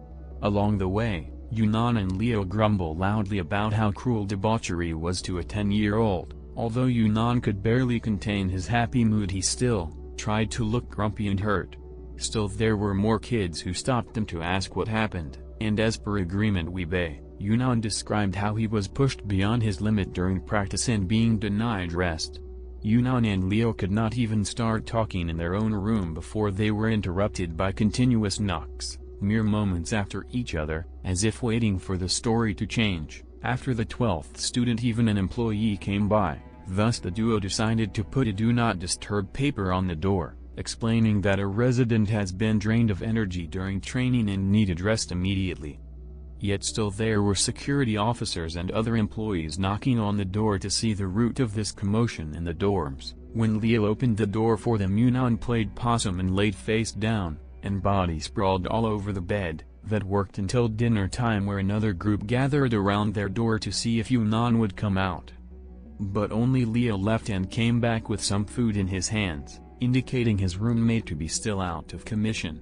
Meanwhile, Yunnan told Leo about all of the silly requests he heard about from debauchery and got him to almost throw up his dinner from hard laughter. Once the mood calmed down, Yunnan also told him what Leader said and about the last discussion before end of class, which brought a smile to Leo. "I don't think this time is like the other times," Leo started. "If I am thinking through this correctly, someone wants their own child to be trained under debauchery, especially since they all decided to teach together, instead of only one member at a time. Lucky for you, you ended up as their student. I think when the news spread about the guild giving debauchery the right to teach the same student, after a well-done quest, and marking the official fulfillment of the rule that all adventurers under the guild must teach, having all of debauchery teach the same class even if it was a single kid, it reduces the possible dangers the student could face in a backwater city like ours from all those powerful nobles who are worth more to the guild, and not even killing half the student in here would make the guild reprimand them in any way. So, as you can see, a certain extremely powerful noble, most likely a royalty close to the guild, contacted the local nobles for information about how debauchery teaches you, and the result is that every student related in any way to a noble has been ordered to gather information for a price or a reward. I think my family never sent anything because they thought it would useless with the amount of effort. At least Grandpa would think it is a hassle and would rather not be included unless personally contacted. By the looks of it, it was just someone asking for news on behalf of said powerful noble, and Grandpa is not the guy to join a stampede. Yunnan had a flash of inspiration. Why not contact your family then? If there's a reward we can split it, between your family and my orphanage. Your grandpa sounds trustworthy, so let's get him to do it. Are you planning to sell information about the training? That is low, brother, very low. Leo missed what Yunnan was talking about and assumed the worst. Who said anything about selling information about training? Think carefully. What is the best information anyone can supply to the big noble?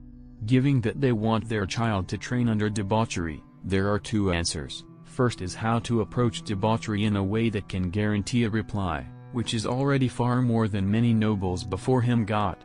Second is whether the training they designed is effective or not. These 2 points are the core what the big noble needs, right? Any other information is practically useless, because even if the method is leaked, only debauchery can perform the training without a hitch, thus knowing about it is useless. Got my point? Leo thought for a moment before his eyes brightened. I see. We tell them things that has nothing to with debauchery, and still help the big noble get what he wants, and we get paid for it. Damn, you got smarter just by being in contact with those guys. I wanna join in on the fun, even if it is hell. Now it will be worth it.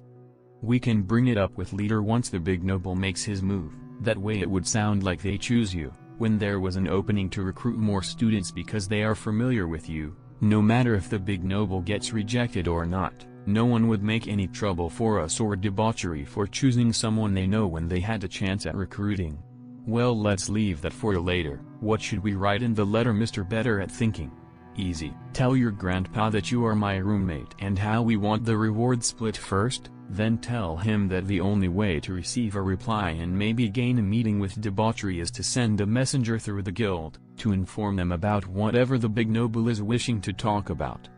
It would be more effective if it was the big noble himself who issued the invitation to talk. Also, whoever came to make the contact must treat all members equally, and not ask to meet the leader, otherwise it's futile effort. Next is when they meet the party, expect to be offended at all times, because they simply do not care about anything unrelated to them. Gain their respect by being honest and straightforward, do not humor them and do not patronize them, that is worse than being arrogant in front of them. Expect failure as much as you expect success, and make sure the subject of the meeting is present. If they like them, you can forego all the previous rules and act as you will. Finally, tell them that as someone who is in direct contact with the training that it is effective and innovative. Also stress the rules again at the end of the letter. If they don't like being bound by those rules, just forget about it. Leo hastily noted down the points Yunnan mentioned and sealed it in an envelope to be sent tomorrow. He did not need to write more than that since his grandpa would know what to send to the big noble better than him. He just provided the most basic points. For a group of eccentrics like them, it is fairly easy to get to them. I wonder how come no one thought of that. That I know, Yunnan answered, because this method makes those elites in the dungeon look down on you and maybe reject you just for not licking their boots. But debauchery does not live for the dungeon. They roam the world, and when they are bored, they return to Tartarus. To them proper behavior is worth more than whatever others think is a shorter way towards success. Now go to sleep. We have workout to do early. Chapter 24, Class B Risk. Once Thursday dawned on the academy, Yunnan and Leo left their room and headed for the administrative building to send the letter to Leo's grandfather. Then they turned to the field for their daily workout. Today, unlike the before, Leo put on some effort in keeping up with Yunnan, thus the training was a bit more intensive than usual. Although they retained the same routine, they added a full lap around the field, making the total 5 and 40 sets instead of 30 for the basics, and they sang the Divergent series up to 60, with more success and less mistakes. After they cleaned up, they went for breakfast and then separated for their classes. Today in strategy, the game was still level up chess, but it was in the format of King of the Hill. Although Yunnan lost countless times, he learned a lot about how politics worked. It is worth mention that the tournament worked in a very odd manner. For example, Dustin won his battles with Faye by bribing her with Upsy Daisy and some other promises. Balin bought a few wins from Lucian by forging promises. El leader just ordered whoever was her opponent to lose when she did not feel like playing. Baywood schemed to sow discord between the players. Faye mainly enjoyed being showered by gifts and promises, although she would blatantly reject leader and play with her now and then. There were bets, prizes, punishments for defeat.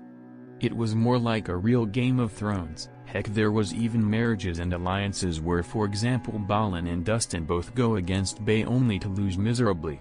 How alliances worked was against a leveled up player. 2 armies can be joined against a level 2 as in 32 versus 16 pieces, up to 4 armies against a level 3, as for a level 4 they would just forfeit to restart the battle. There were backstabs, betrayals, assassinations, adultery, blackmail, whatever power play you can think of was employed. Everything was allowed. There were few rules. Unless you were part of a game, you cannot use the information traded in the game against those who played it, unless they told you themselves or you had a spy inside their army. Information sharing can only be done during a game. For example, when Dustin and Balin made an alliance against Bay, they were playing against each other. Although the game sounds odd, with how eccentric debauchery is, you can expect some hilarity to ensue, and Yunnan soon knew how to secure a win. Put a spy within the armies of Faye and Bay. Why, you ask? Because Bay had spies on all the players, and Faye was a reliable source for blackmail information. She married leader, and engaged in adultery with all she deemed a threat to her, thus making them share some vital information. The other plan he came up with is to be neutral, and wait for the others to just self-destruct, by sharing all kinds of information he got through spies. And in the end that actually happened when he decided to tell leader, who was level 3, about the betrayals of Faye, and then dropping the game. Next turn leader issued a full-scale war on everyone but Yunnan. Thus it ended with mutual destruction, and Yunnan won by default as he was the only one with an army still intact. The lesson was both about politics and planning as well as strategy, all in all teaching Yunnan to think outside of the norm, thus secure a win in the only way he could, by not doing anything. In the afternoon, Leal had received an answer from his grandfather that he would send the information directly to the big noble, and that he should lay low and keep this information to himself. One could say Leal is very similar to his grandpa in their views on how to face politics. The afternoon class was archery, but instead of aiming at the targets, Yunnan had to aim at discs thrown between Bay and Lucian, since neither Balin nor Dustin could control their strength perfectly. Bay and Lucian had to control the speed according to the requirements of leader. The lesson started by throwing balls at the discs. When Yunnan got better at aiming, he started using the bow. Although he missed every shot he made, Yunnan was shooting arrows closer and closer to the discs. After 2 hours of shooting, Yunnan was told to shoot at the targets in the archery field, and soon the betting began, about stakes. Only God knows how debauchery cared about such stakes. Yunnan won a few such bets when he hit when everyone bet on a miss, or missed when everyone bet on a hit. He soon started thinking about manipulating his shot to win a bit more, but as soon as he thought about it, he got smacked on the back of the head by leader. Don't even think about it. Betting is about being fair in debauchery. If you cheat, you will take on all the losses from the start of the betting session that hit Yunnan too hard. How could he possibly forge a keep on while giving lap dances and braiding beards? After all, the debauchery policy is to account for all bets before the end of the day. After class, Yunnan and Leo went back to the room together, feeling grateful that not as many students came after them today, and only a handful came to knock on their door. Even dinner went very uneventful, so the two passed their time peacefully in their room reading. Bay separated from debauchery party and headed to the guild and made an official announcement. Since the party is doing a mission by the guild, they will not tolerate any interruption to the mission, and any who will try anything to disrupt their current mission of teaching, including harming their student. Debauchery Party is ready to remind the whole world what it means to be an elite adventurer. This announcement got the guild into a flurry. They had been keeping adventurers under strict control to stop them from wiping out whole kingdoms because some smug king thought he actually had power. Although all outside contact with adventurers usually goes through the guild, even those in the underground world who could secure contact with adventurers were from the guild. Thus the guild could still keep small incidents under control. but the case of debauchery party had haunted them for a time. Ever since the party fully formed in the last 5 years they had been venturing outside now and then to have fun, and although there was too much attention paid to them, the guild officials were relieved by how nonchalant debauchery acted towards even the most unscrupulous of noble no matter how they offended them. But now things have changed, they are going to retaliate. And the announcement is their way of telling the guild to either control the nobles or let them suffer. Neither options were acceptable for the guild, so the guild just notified those who have offended debauchery before and disseminated the news that debauchery is changing their modus operandi, and will be a Class B risk, in case there were some who thought about doing anything. According to the guild, classification B is a disaster capable of destroying multiple kingdoms. Chapter 25, Visitor. All the unrest that was brewing in the guild and in the middle of the aristocratic society had basically no effect on the academy, maybe except quelling the ongoing investigation around debauchery, as any who had a relationship with a noble were directly warned not to step in the sight of debauchery. Their declaration was a blatant disregard for the guild, and was a warning to all. Leave us alone or die. Thus anyone in their right mind would rather stay away from a hornet's nest. One thing that stood out most about the declaration was not the B-class disaster potential, but the clever wording of the announcement. They used the guild to justify their behavior, putting to use the fact that they are now considered on an ongoing mission, a worthless one that all the adventurers take, but an official mission nonetheless. And their use of it to threaten those who had ideas about them, or their student, shows that in the past, debauchery being passive and inactive in response to all that provocation was merely them not caring enough to act, but now, they are either fed up or started to care, and neither is good news for all those who offended them in the past. On the morning of Friday, Yunnan was learning the concept of force and the fact that one can predict something based on a fixed law. They started with archery so as to teach Yunnan the effects of changing variables in any situation, such as aiming higher than the target to hit it because of gravity, or how to lower the draw of the bowstring and raise the shooting angle to achieve the same result. Factor in the concepts of momentum and friction, and you get a basic comprehensive lecture in physics that can be easily understood and performed. Yunnan was ecstatic about the new knowledge. Having more knowledge meant more options for him to act, and more options meant better strategies and also better result from training.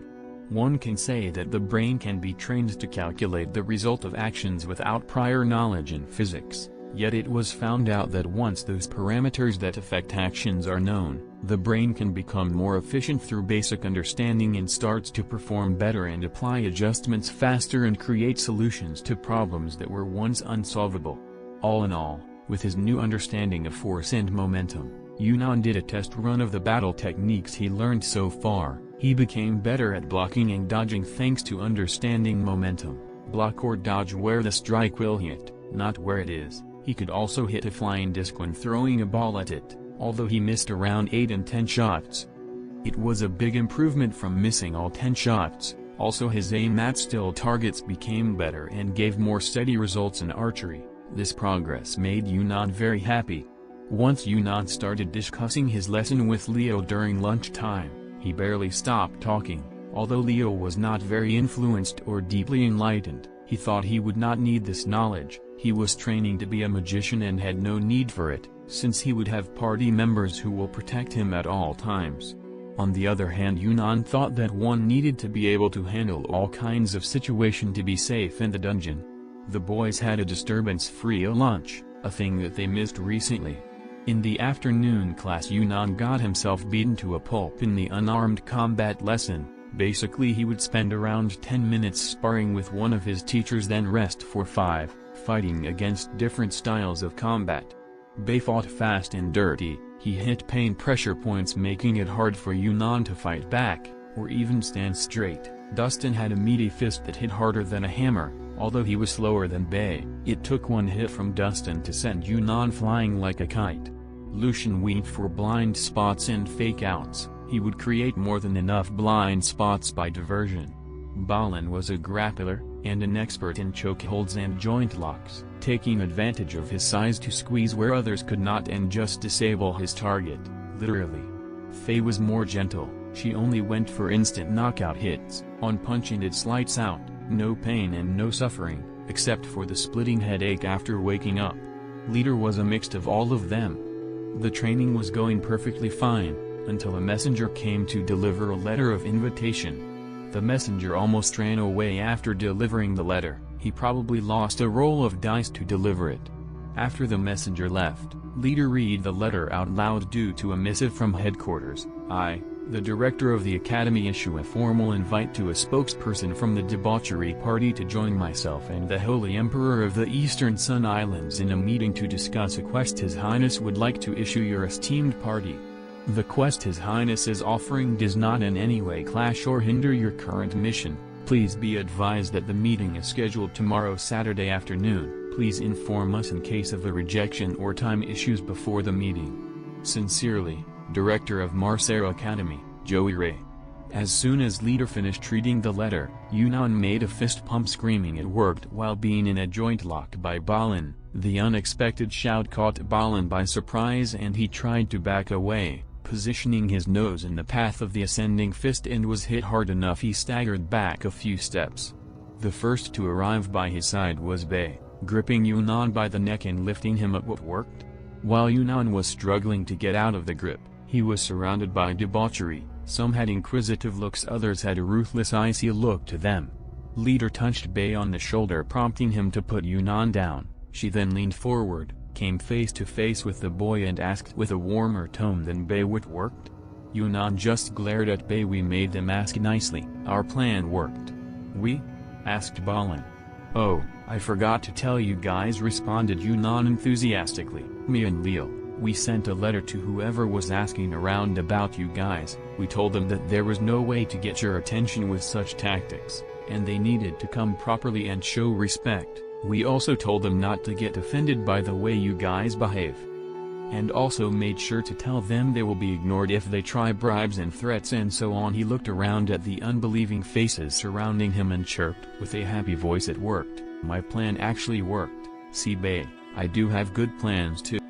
Soon the silence turned into raucous laughter, as the party rolled all over the floor laughing in the most vulgar of ways. That scene was etched in Yunnan's mind as a never act like this, no matter how funny it is. It took a while for debauchery to calm down. They wiped away the tears, saliva and snot, that leaked out in the laughter fit. Some had hiccups while others could barely hold back from smiling, afraid to start another fit, if they laughed again. All this while Yunnan looked very upset. He knew he was the butt of a joke he did not even notice, and that was very annoying to him.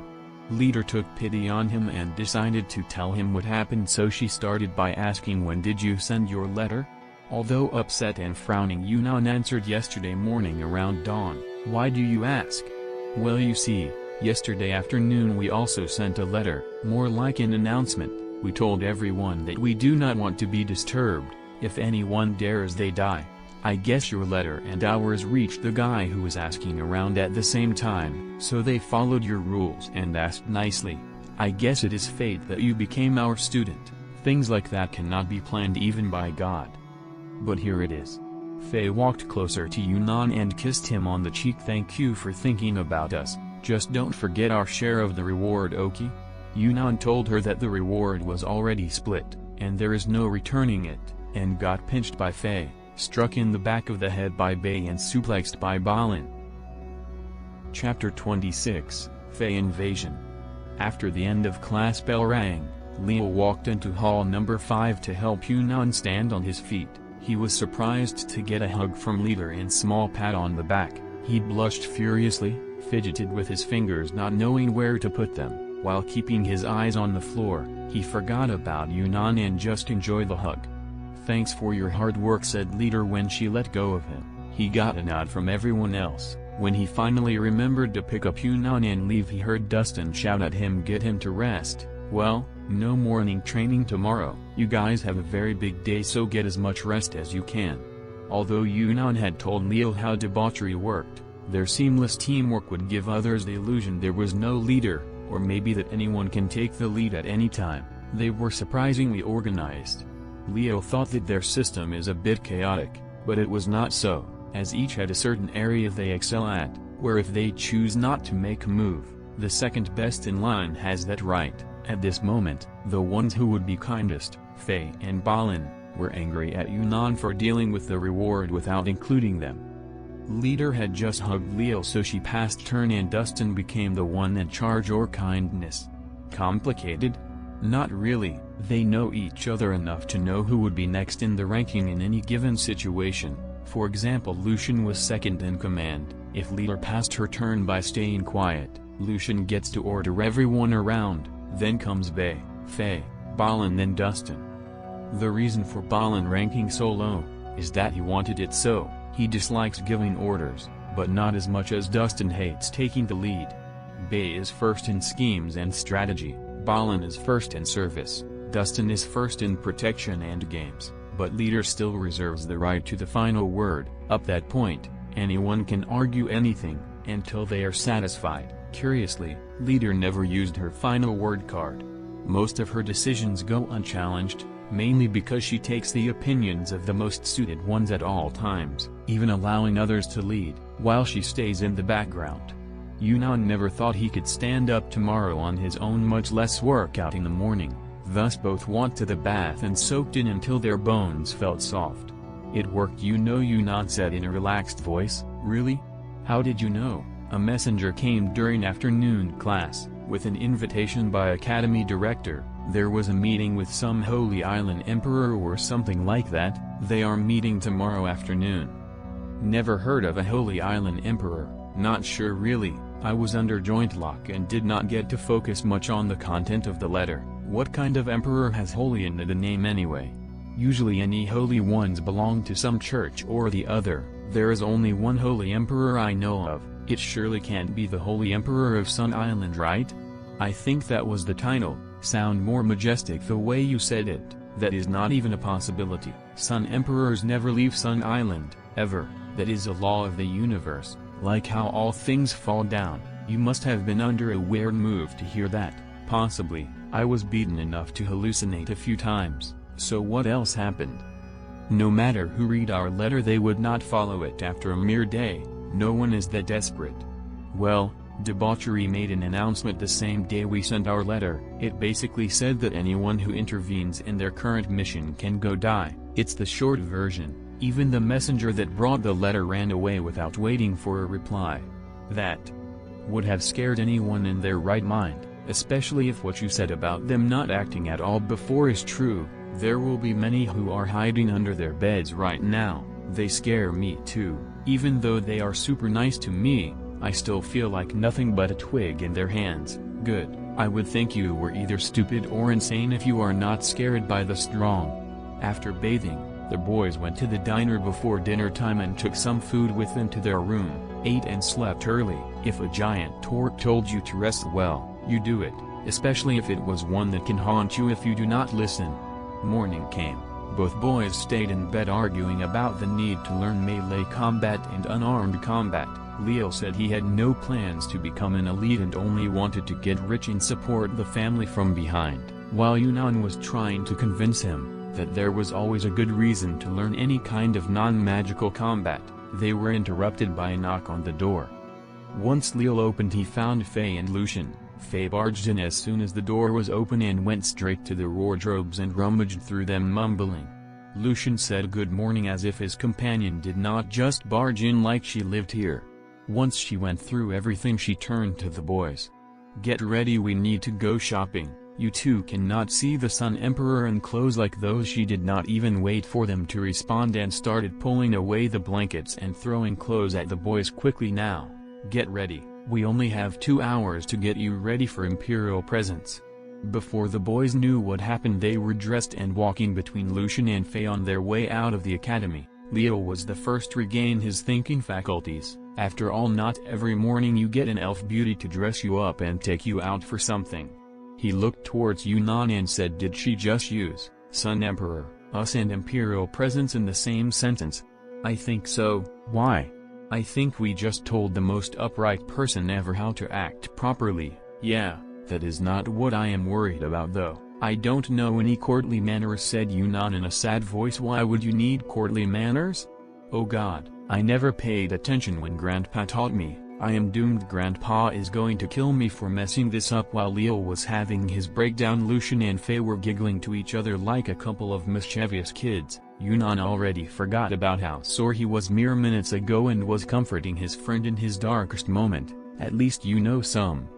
I will stick out like a sore thumb. No one will notice you with me making a monkey out of myself. You can be excused as an ignorant commoner. I will be flayed for being a useless aristocrat. The kids comforted each other in their own way, prompting laughs out of the giggling duo. Chapter 27, In the Presence of Imperials. It was not a complete disaster for Yunnan and Leo according to Lucian, since the meeting was happening outside the Sun Palace. There is no need for too much formality. According to the laws of Sun Island, the imperial family is only imperial in the Sun Palace. Otherwise, they are to be treated as you would any other commoner. Treating them as royalty or nobles is a blasphemy against them, and a disrespect towards them. Thus, just dress well and be as well-mannered as you usually are, and that is enough. Besides, it would only be us and maybe 4 more, so, just be yourselves. That brought second wind and a breath of relief to the boys. They never thought treating an emperor accordingly is both blasphemy and disrespect. Thus they relaxed and let Faye dress them up like dolls. Once she was satisfied, Lucian paid for the clothes she chose and the 4 went on their way. The 4 were dressed royally, which drew enough ogling eyes, thieves and cut purses. The group met up with the rest of debauchery at the administrative building. Everyone was impeccably dressed and one could tell they were going to meet someone of great importance. Soon came a secretary and led debauchery to the director's office. The party looked like they are in a picnic while Yunnan and Leo were extremely out of sort, as if fish on land. They were nervous and rightfully so. What child can have the mental fortitude to face an emperor? Soon they arrived at an office that took up almost the entire 3rd floor, with only space left for the secretary desk, a couch and a few chairs for waiting. The secretary knocked on the door announcing the arrival of debauchery party. Although she thought about why were there 2 kids with them, she did not dare question a walking level B disaster. Thereafter came an old voice and it said, and leader went in first, followed by Bay, Faye, Leo, Yunnan, Balin, Dustin, then Lucian. Leader did not wait for the invitation to sit, and before anyone could say anything, Leader sat on a 3-person sofa, opposite their prospective contractor, a middle-aged man in his early 40s, well-dressed in a red robes, decorated with flame patterns. On his knees rested a fluffy foxtail. The man had orange eyes and golden hair, with ears fluffier than Lucian's. Beside him sat a 10-year-old girl who looked just like him, but instead of the golden hair, hers was fiery red. She had 2 tails on her knees and she was clad in a golden long dress that looked as fluffy as her ears. Behind them stood one old wizened man as a protector. His leisure look indicated he did not expect danger at this moment. This helped the man and girl sitting in front of him relax a bit. Behind a desk to the side of the 2 sofas sat an older man. One can immediately tell he was the director of the academy, in Marcera City. After Leader sat down, Faye led the boys to sit by the side of Leader, one on each side. Then she sat on the armrest of the sofa. Behind Leader stood Dustin, flanked by Bay and Lucian, while Balin stood beside Faye, his eyes on the little girl. Leader took the lead again. Hello, Your Highness. These are my teammates, Faye, Balin, Lucian, Dustin, and Bay. This here is Yunnan, our student, and his friend Leo, the ones who told you how to behave. What is it that you want from us? Please be straightforward so we can be done with official business first.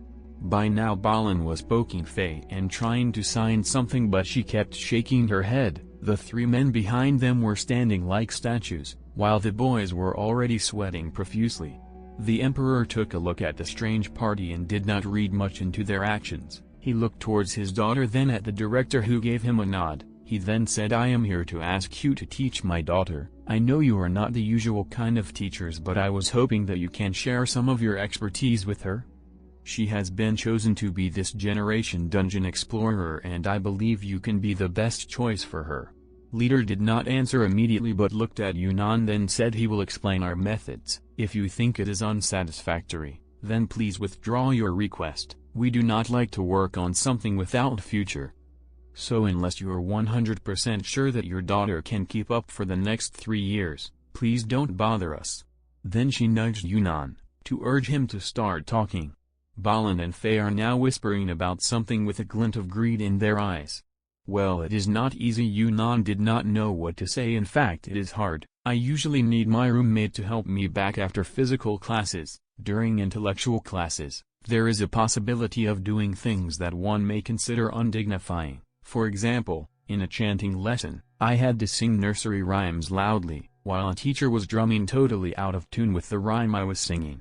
Physical classes get very abusive. There will be pain and possible injuries. The lessons contain almost every useful subject in the dungeon for a normal adventurer, from planning, strategy and general scientific knowledge, to unarmed combat, melee weapons, ranged weapons, throwing skills, dodging skills and a few more. I would say it is effective and worth it, but only if you plan to stick to it, otherwise don't bother starting. Yunnan ended his sentence while looking at the girl beside her father. His speech was directed at her. "We accept," said the girl with a lovely voice, and her father nodded. Leader clapped her hands and said with a crisp voice, "Then we hereby accept your mission. You can negotiate the finer points with Balin here, and with this the official business is over." She then let herself go on the sofa, leaning back and sighing heavily, as if sitting straight for the few past minutes was so tiring to her. The same happened to the three behind her. The two young men slumped their shoulders and leaned on the sofa in front of them, while Dustin strode right to the little girl, picked her up and moved toward Faye and Balin, who were already moving their hands in a groping motion. Neither the stunned girl nor her father or the guardian behind them could react till the three started pawing the little girl and enjoying the fluffy tails and cute ears and flowing hair. Chapter 28, No Free Lunch. Both the Emperor and the guardian felt useless, looking at their little girl being molested in front of their eyes and them not even reacting till it was too late. It took them by surprise, since they did not feeling any harmful intent from the giant or nor from his accomplices. They knew there would be no harm to the girl, but still could not keep themselves from wanting to do something. Although they were nervous and scared by debauchery, they did look at Leader as if asking for permission to beat up the offenders. Leader, in her laid back, did not even try to help out and just put her arms around Yunnan and Leo's shoulders and said, "Why are you looking at me? Official business is over. I cannot control their free time. I am not a dictator." An excuse. When Yunnan heard, he thought it was a perfect excuse to shirk off responsibility, while Leo only now realized why Balin and Faye were whispering, and also why Leader started by mentioning official business time. These guys have been working on this the moment they walked in. This kind of frightening planning and communication was done between the time they entered the door and the time the last one of them took his place. Simply monstrous.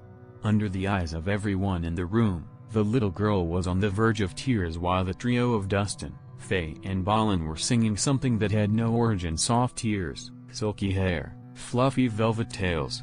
Fiery girl, happy girl, let's play all day.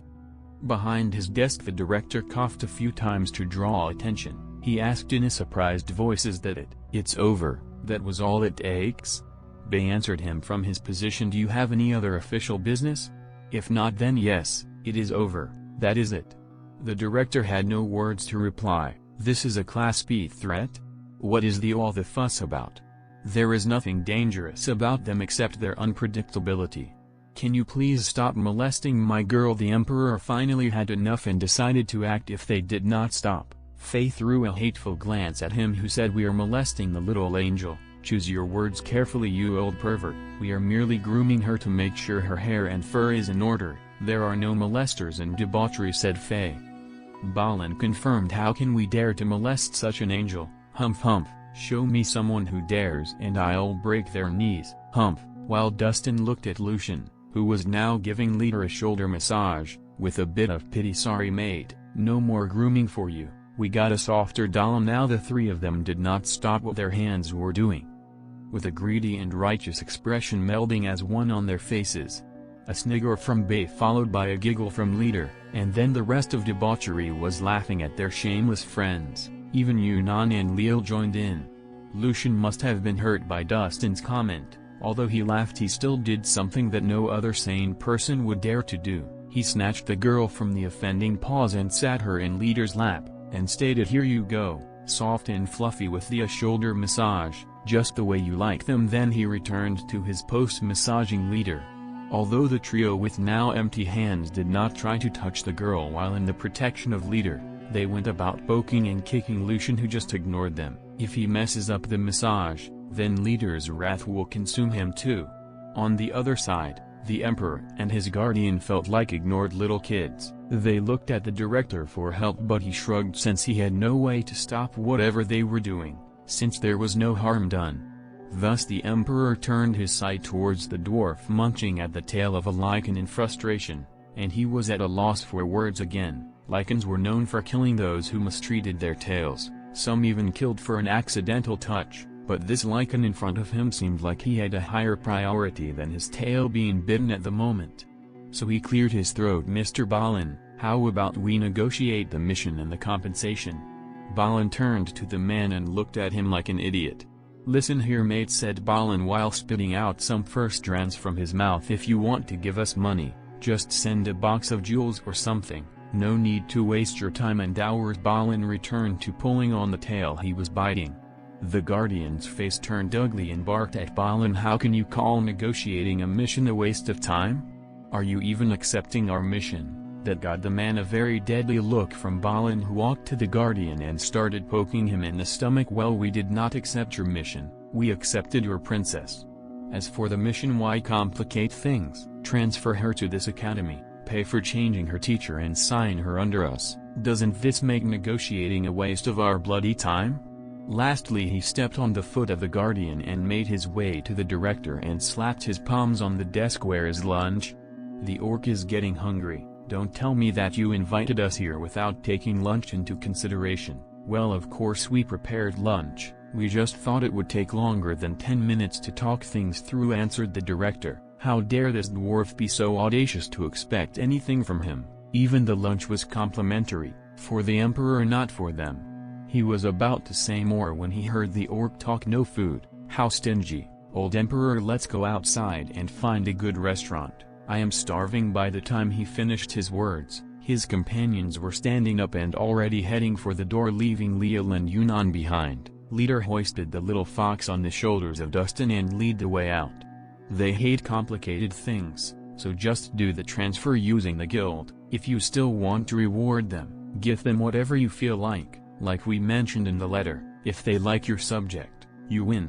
It was Leal who talked first. He stood up and bowed to the director and left the office following debauchery. Yunnan followed behind Leal and stopped at the door. "Come on, Sir Emperor, debauchery is feasting. I don't think you should miss it. I have never seen them do it before, but something sure is that it will be fun. Hurry or you will miss it." With that, Yunnan left and closed the door behind him and ran downstairs to catch up with debauchery. Chapter 29, A Lunch with the Imperials. As soon as Yunnan caught up to debauchery, he was surprised to find the emperor and his guardian were at his heels. He thought they would take a few minutes going on formalities with Director Joey, but it seemed they had different priority at the moment. They were anxious and visibly disturbed, pendling between action and inaction. Once again, when they decided on action, their fire was doused by a stupid statement from debauchery. "This lass is so shy, she cannot even say her own name. So cute, so fluffy, I want to die." Master Balin was poking at Dustin to put the little girl down and into arm's reach. "It's because she is afraid of your over-familiarity, you uncivilized molesters," Bay retorted from behind Dustin, giving his bum a kick. Faye noticed the arrival of Yunnan, Leal and the Emperor, and stopped trying to reach her hands and touch the little fluffy tail. "Hey Emperor, what did you name this princess? If it is not cute enough, be prepared to change it." She shook her fist at the stunned Emperor. The guardian still had enough mental power to answer. "Faye Reyna. Her name is Reyna, not cute enough." Old Fox Balin stepped in with his own contribution, which prompted Bay to step in once again. "What do you know about cute names? You are a dwarf, your settings does not include cuteness by default, so don't talk about cuteness when elves are around." "Hold it right there, human rat. How dare you say I know nothing of cuteness? Have you ever heard a dwarf name as cute as Balin? They are all brutish, mine is an exception. Besides, what is so cute about elvish names? They all mean fairy or green or flower. It is not cute if all the races' naming sense is the same." The dwarf did have a point, thought the guardian and the emperor, but before the confrontation between Bay and Balin could keep going, the voice of leader, who was holding hands with Lucian in an obvious attempt at consolation, sounded from the front of the group. "No fighting, we are about to eat. Bay, if you have a problem with them being over-familiar, come and help Lucian grief. Balin, if you think the name is not cute enough, call her Tails. You seems to like them, so that is that. And Faye, don't even think about punching the emperor. He can name his daughter whatever he liked. If you feel like punching, Dustin needs a good slogging for hugging Tails to himself." Although leader never looked back, she knew her compatriots well enough. Emperor and Guardian did not even notice Faye coming closer with clenched fist, since their attention on the farce between Balin and Bay. The target of physical abuse changed to Dustin once it was pointed out he was taking his sweet time. Yunnan felt obliged to explain something to Emperor, who now had a vacant look in his eyes. Probably he never seen such obscene party before, so he said, "They are always like this. They just have fun and that is all they do. I have only seen them serious once, and that was when they were talking business with you, so just give it up and enjoy the show. It is fun if you don't think too much." "But my daughter..." Before he could continue, Leo chimed in, "She is the safest one in this group, so relax. Besides, she is a child, soon she will start laughing at them, same as we did. I can see it. She is holding herself back, because the idea of fun is not well taught in royal families, and she must behave decently. If you relax and have fun, she will too." Emperor looked at his guardian, who nodded at him and went ahead to walk beside leader, who was trying to choose a good restaurant based on which smelled best to Lucian's nose. Soon they found a suitable old restaurant that smelled just right for both beastmen, and the party practically invaded the small restaurant and started moving tables to accommodate all 11 of them in the same big table that took over half the space in the dining hall of the restaurant, and leader went ahead and ordered 5 of everything they had on the menu, which put a smile on the owner's face. Soon the kitchen started pumping out dishes, and the unholy sight of debauchery eating was shown to the world. Pick whatever you feel like from any dish on the table. Feed half of what you bidden to the one you think will enjoy it. Pile the good food before leader, pass Dustin all the food you don't like. The last piece of something good is fought over by rock paper scissors. Pass the soup bowl by throwing it at whoever wants it. Drink from the closest glass, does not matter who drank from it. Feed the little princess, keep the emperor from stealing her away and letting her eat by herself. All in all, a debauchery of a lunchtime. Yunnan and Leo were ignored during most of the lunch, so they conversed with the emperor, who seemed to loosen up a bit. Reyna was laughing at whatever antique Dustin and Balin were talking about, and the guardian was matching Bay a drink for a drink. A fool if you ask Yunnan, who never even seen debauchery drink before, but hey. He was having fun, and it was rude to tell him about how it was a bad idea to engage in any activity with any member of debauchery. Yunnan found out that Emperor was named Hoshi and Guardian was named Hatsu. According to the Emperor, every generation, they used divination to decide who is sent to the dungeon. Hatsu was the previous generation. As per the rules, once a new chosen enters the dungeon, the current one inside has to leave to become a guardian of the imperial family. Sometimes the divination chooses more than one from the family, sometimes even a whole party of 10 at once. This year Reyna was the only chosen, and in 5 years she would enter the dungeon while the current explorer leaves. The guardians are allowed 3 months per year in the dungeon, so as to never stagnate, as well as guide the current explorer to advance fast. There was not a dull moment in the lunchtime that spanned almost 4 hours. The party kept ordering food and drinks and sweets, all the time. Once Emperor finally accepted that debauchery will never act as within expectations, he asked Yunnan and Leal, who were sitting beside him, "Are they like this all the time?" "Yes," answered Yunnan, "they are like this all the time. I am with them, just having fun no matter what they are doing. They choose to live, that is what leader told me. When death is at hand at all times, you either live without regrets or die inside while waiting for your demise." Leal also added his own insight. "It is more understandable from the viewpoint of us children. If we do not have fun and play, we get cranky and mischievous and dull, so we prefer to play around, that simple." Although Emperor Hoshi was not completely sold on debauchery, seeing his daughter laugh so much did put a smile on his face. By the end of the feast, Dustin had guardian Hatsu in his arms while Balin was carrying Reyna on his shoulders. They were fighting away the molesting hands of Faye. Lucian and Bei were singing a drunken shanty. Leader locked arms with Emperor Hoshi, and were leading the party back to the dorms in the academy. Chapter 30, New Roommate. Once Yunnan and Leo were about to separate from the party, Leader gave the two of them a hug each and whispered to Leo welcome to the party. After that she made Balin bring Reyna and reluctantly put her down. Leader told Yunnan, she will live with you two from now on. Take good care of her, and with that debauchery withdrew to the teacher's dorm with the reluctant looks of a father and two molesters, sending the kids away to their own room. The feast was tiring for Reyna, so she jumped into the Yunnan's bed and curled into a ball, snoozing away her tiresome day, while Yunnan and Leo went to the dorm manager to get another bed, a wardrobe, and a separating board to change behind. Once all was taken care of, they returned to the room and started playing chess, so as not to wake the sleeping princess. By dinner time Reyna woke up to find the boys had brought dinner for her from the cantina, and were playing chess. Her father also had sent over her luggage, which were placed neatly near a bed that was not there, when she went to sleep. It took her a moment to fully wake up. She stood up from the bed and asked shyly in a mosquito-like voice, "Bathroom?" She found it a bit hard to ask, since she was used to having her a fully equipped bathroom in her own room. Leo answered her, "The girls' toilet is at the end of the corridor on the right. The bathhouse is a separate building. We will take you to tomorrow morning." Then he focused back on the chessboard. The little girl scurried away to her destination, in a hurry. Once alone, Yunnan asked, "Now that you are included in the lessons, are you planning to walk the path of an all-rounder?" "I am not sure," answered Leo. "I will just do the training, and see what happens. If I become an all-rounder while at it, then that is that. Otherwise, after graduation I will focus on my own role. That should be enough." The two of them turned quiet for a moment, then a look of worry started to show on their faces. "Do you think they will go easy on her and increase our workload?" "Probably. Those guys love to play around, and having her is going to give them some new things to bet on. So in others' words, we are going to get tortured?" That was a given. Now it depends on how much fun they will be having seeing us struggle. The two boys sighed at each other. Soon Reyna returned to the room, with her tummy making angry noises and demanding to be fed. Yunnan just pointed at the food on the table.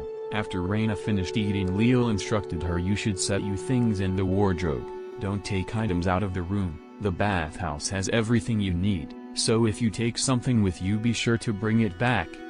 And also be prepared to wake up around dawn every day from now on. It helps with surviving debauchery." The boys were back at their game when they noticed Reyna standing before her luggage, confused. Yunnan asked if she needed help, to which she nodded her head with a tinge of embarrassment on her cheeks. Thus both Leo and Yunnan stood up, and Yunnan started to arrange her clothes and explain how it was done. "Make sure to separate clothes by type, like jackets and coats on the far end. In the middle put shirts and dresses. After that trousers and skirts. Undergarments will go in one drawer, while socks go on the other. Shoes beside the door. Fold everything that can be folded and hang only those that cannot." Yunnan was raised in an orphanage and had new sisters periodically. He would help them out, and teach them the ropes, if the older ones were not around and the other girls were busy. Leo on the other hand was rummaging through the second chest. He took out a clock, a stuffed doll, and 2 grooming combs with different thickness, and put them by the small stand beside the bed. "I don't think you need anything else from this chest. It is basically decorations and will just fill up the room for nothing. You should mail it back." Leo explained his point of view. "Is there a mirror in that one?" asked Yunnan, to which Leo nodded. "Take it out then. Girls need mirrors." "What for?" "Don't ask what you do not want to know, just take it as universal law. Girls need mirrors, combs and music boxes. If that chest has any, take them out." Hearing the unquestionable tone from Yunnan, Leo dove back into the chest and brought out 2 mirrors and a music box and said, "Anything else?" "Find the toiletries box," Yunnan said promptly. "It should have nail clippers and a file, a toothbrush and some string. There should also be a sewing kit." He then looked at the red-faced girl struggling to fold a shirt. "You should look after we are done, and see if we missed anything." Yunnan and Leo taught the girl how to fold and arrange her stuff. Since both of them had many sisters around them, they did not feel uncomfortable helping Raina sort out her stuff. On the other hand, Raina was on the verge of tears, at the sight of her most delicate garments being handled by two male strangers, back in her home. Even her servants were all females and took care of everything she needed, so it was imaginable how uncomfortable it felt for her. Soon everything was in order, thanks to the help of the boys. Raina took a look through the chests to see if she needed anything else. Soon after, the chests were sealed and ready to be mailed back. Yunnan noticed that Raina did not bring any training outfit with her, so he brought out a spare leather armor he had kept for the inevitable day when his current one was too damaged. Put this on tomorrow, and then go shopping with Faye, buy some training outfits and some light armor. You will need it for training. We will show you how to put it on in the morning. Now then, we all should sleep. We have to wake up at dawn, to start our day. Following that, Lil turned the lamp off and the room turned quiet.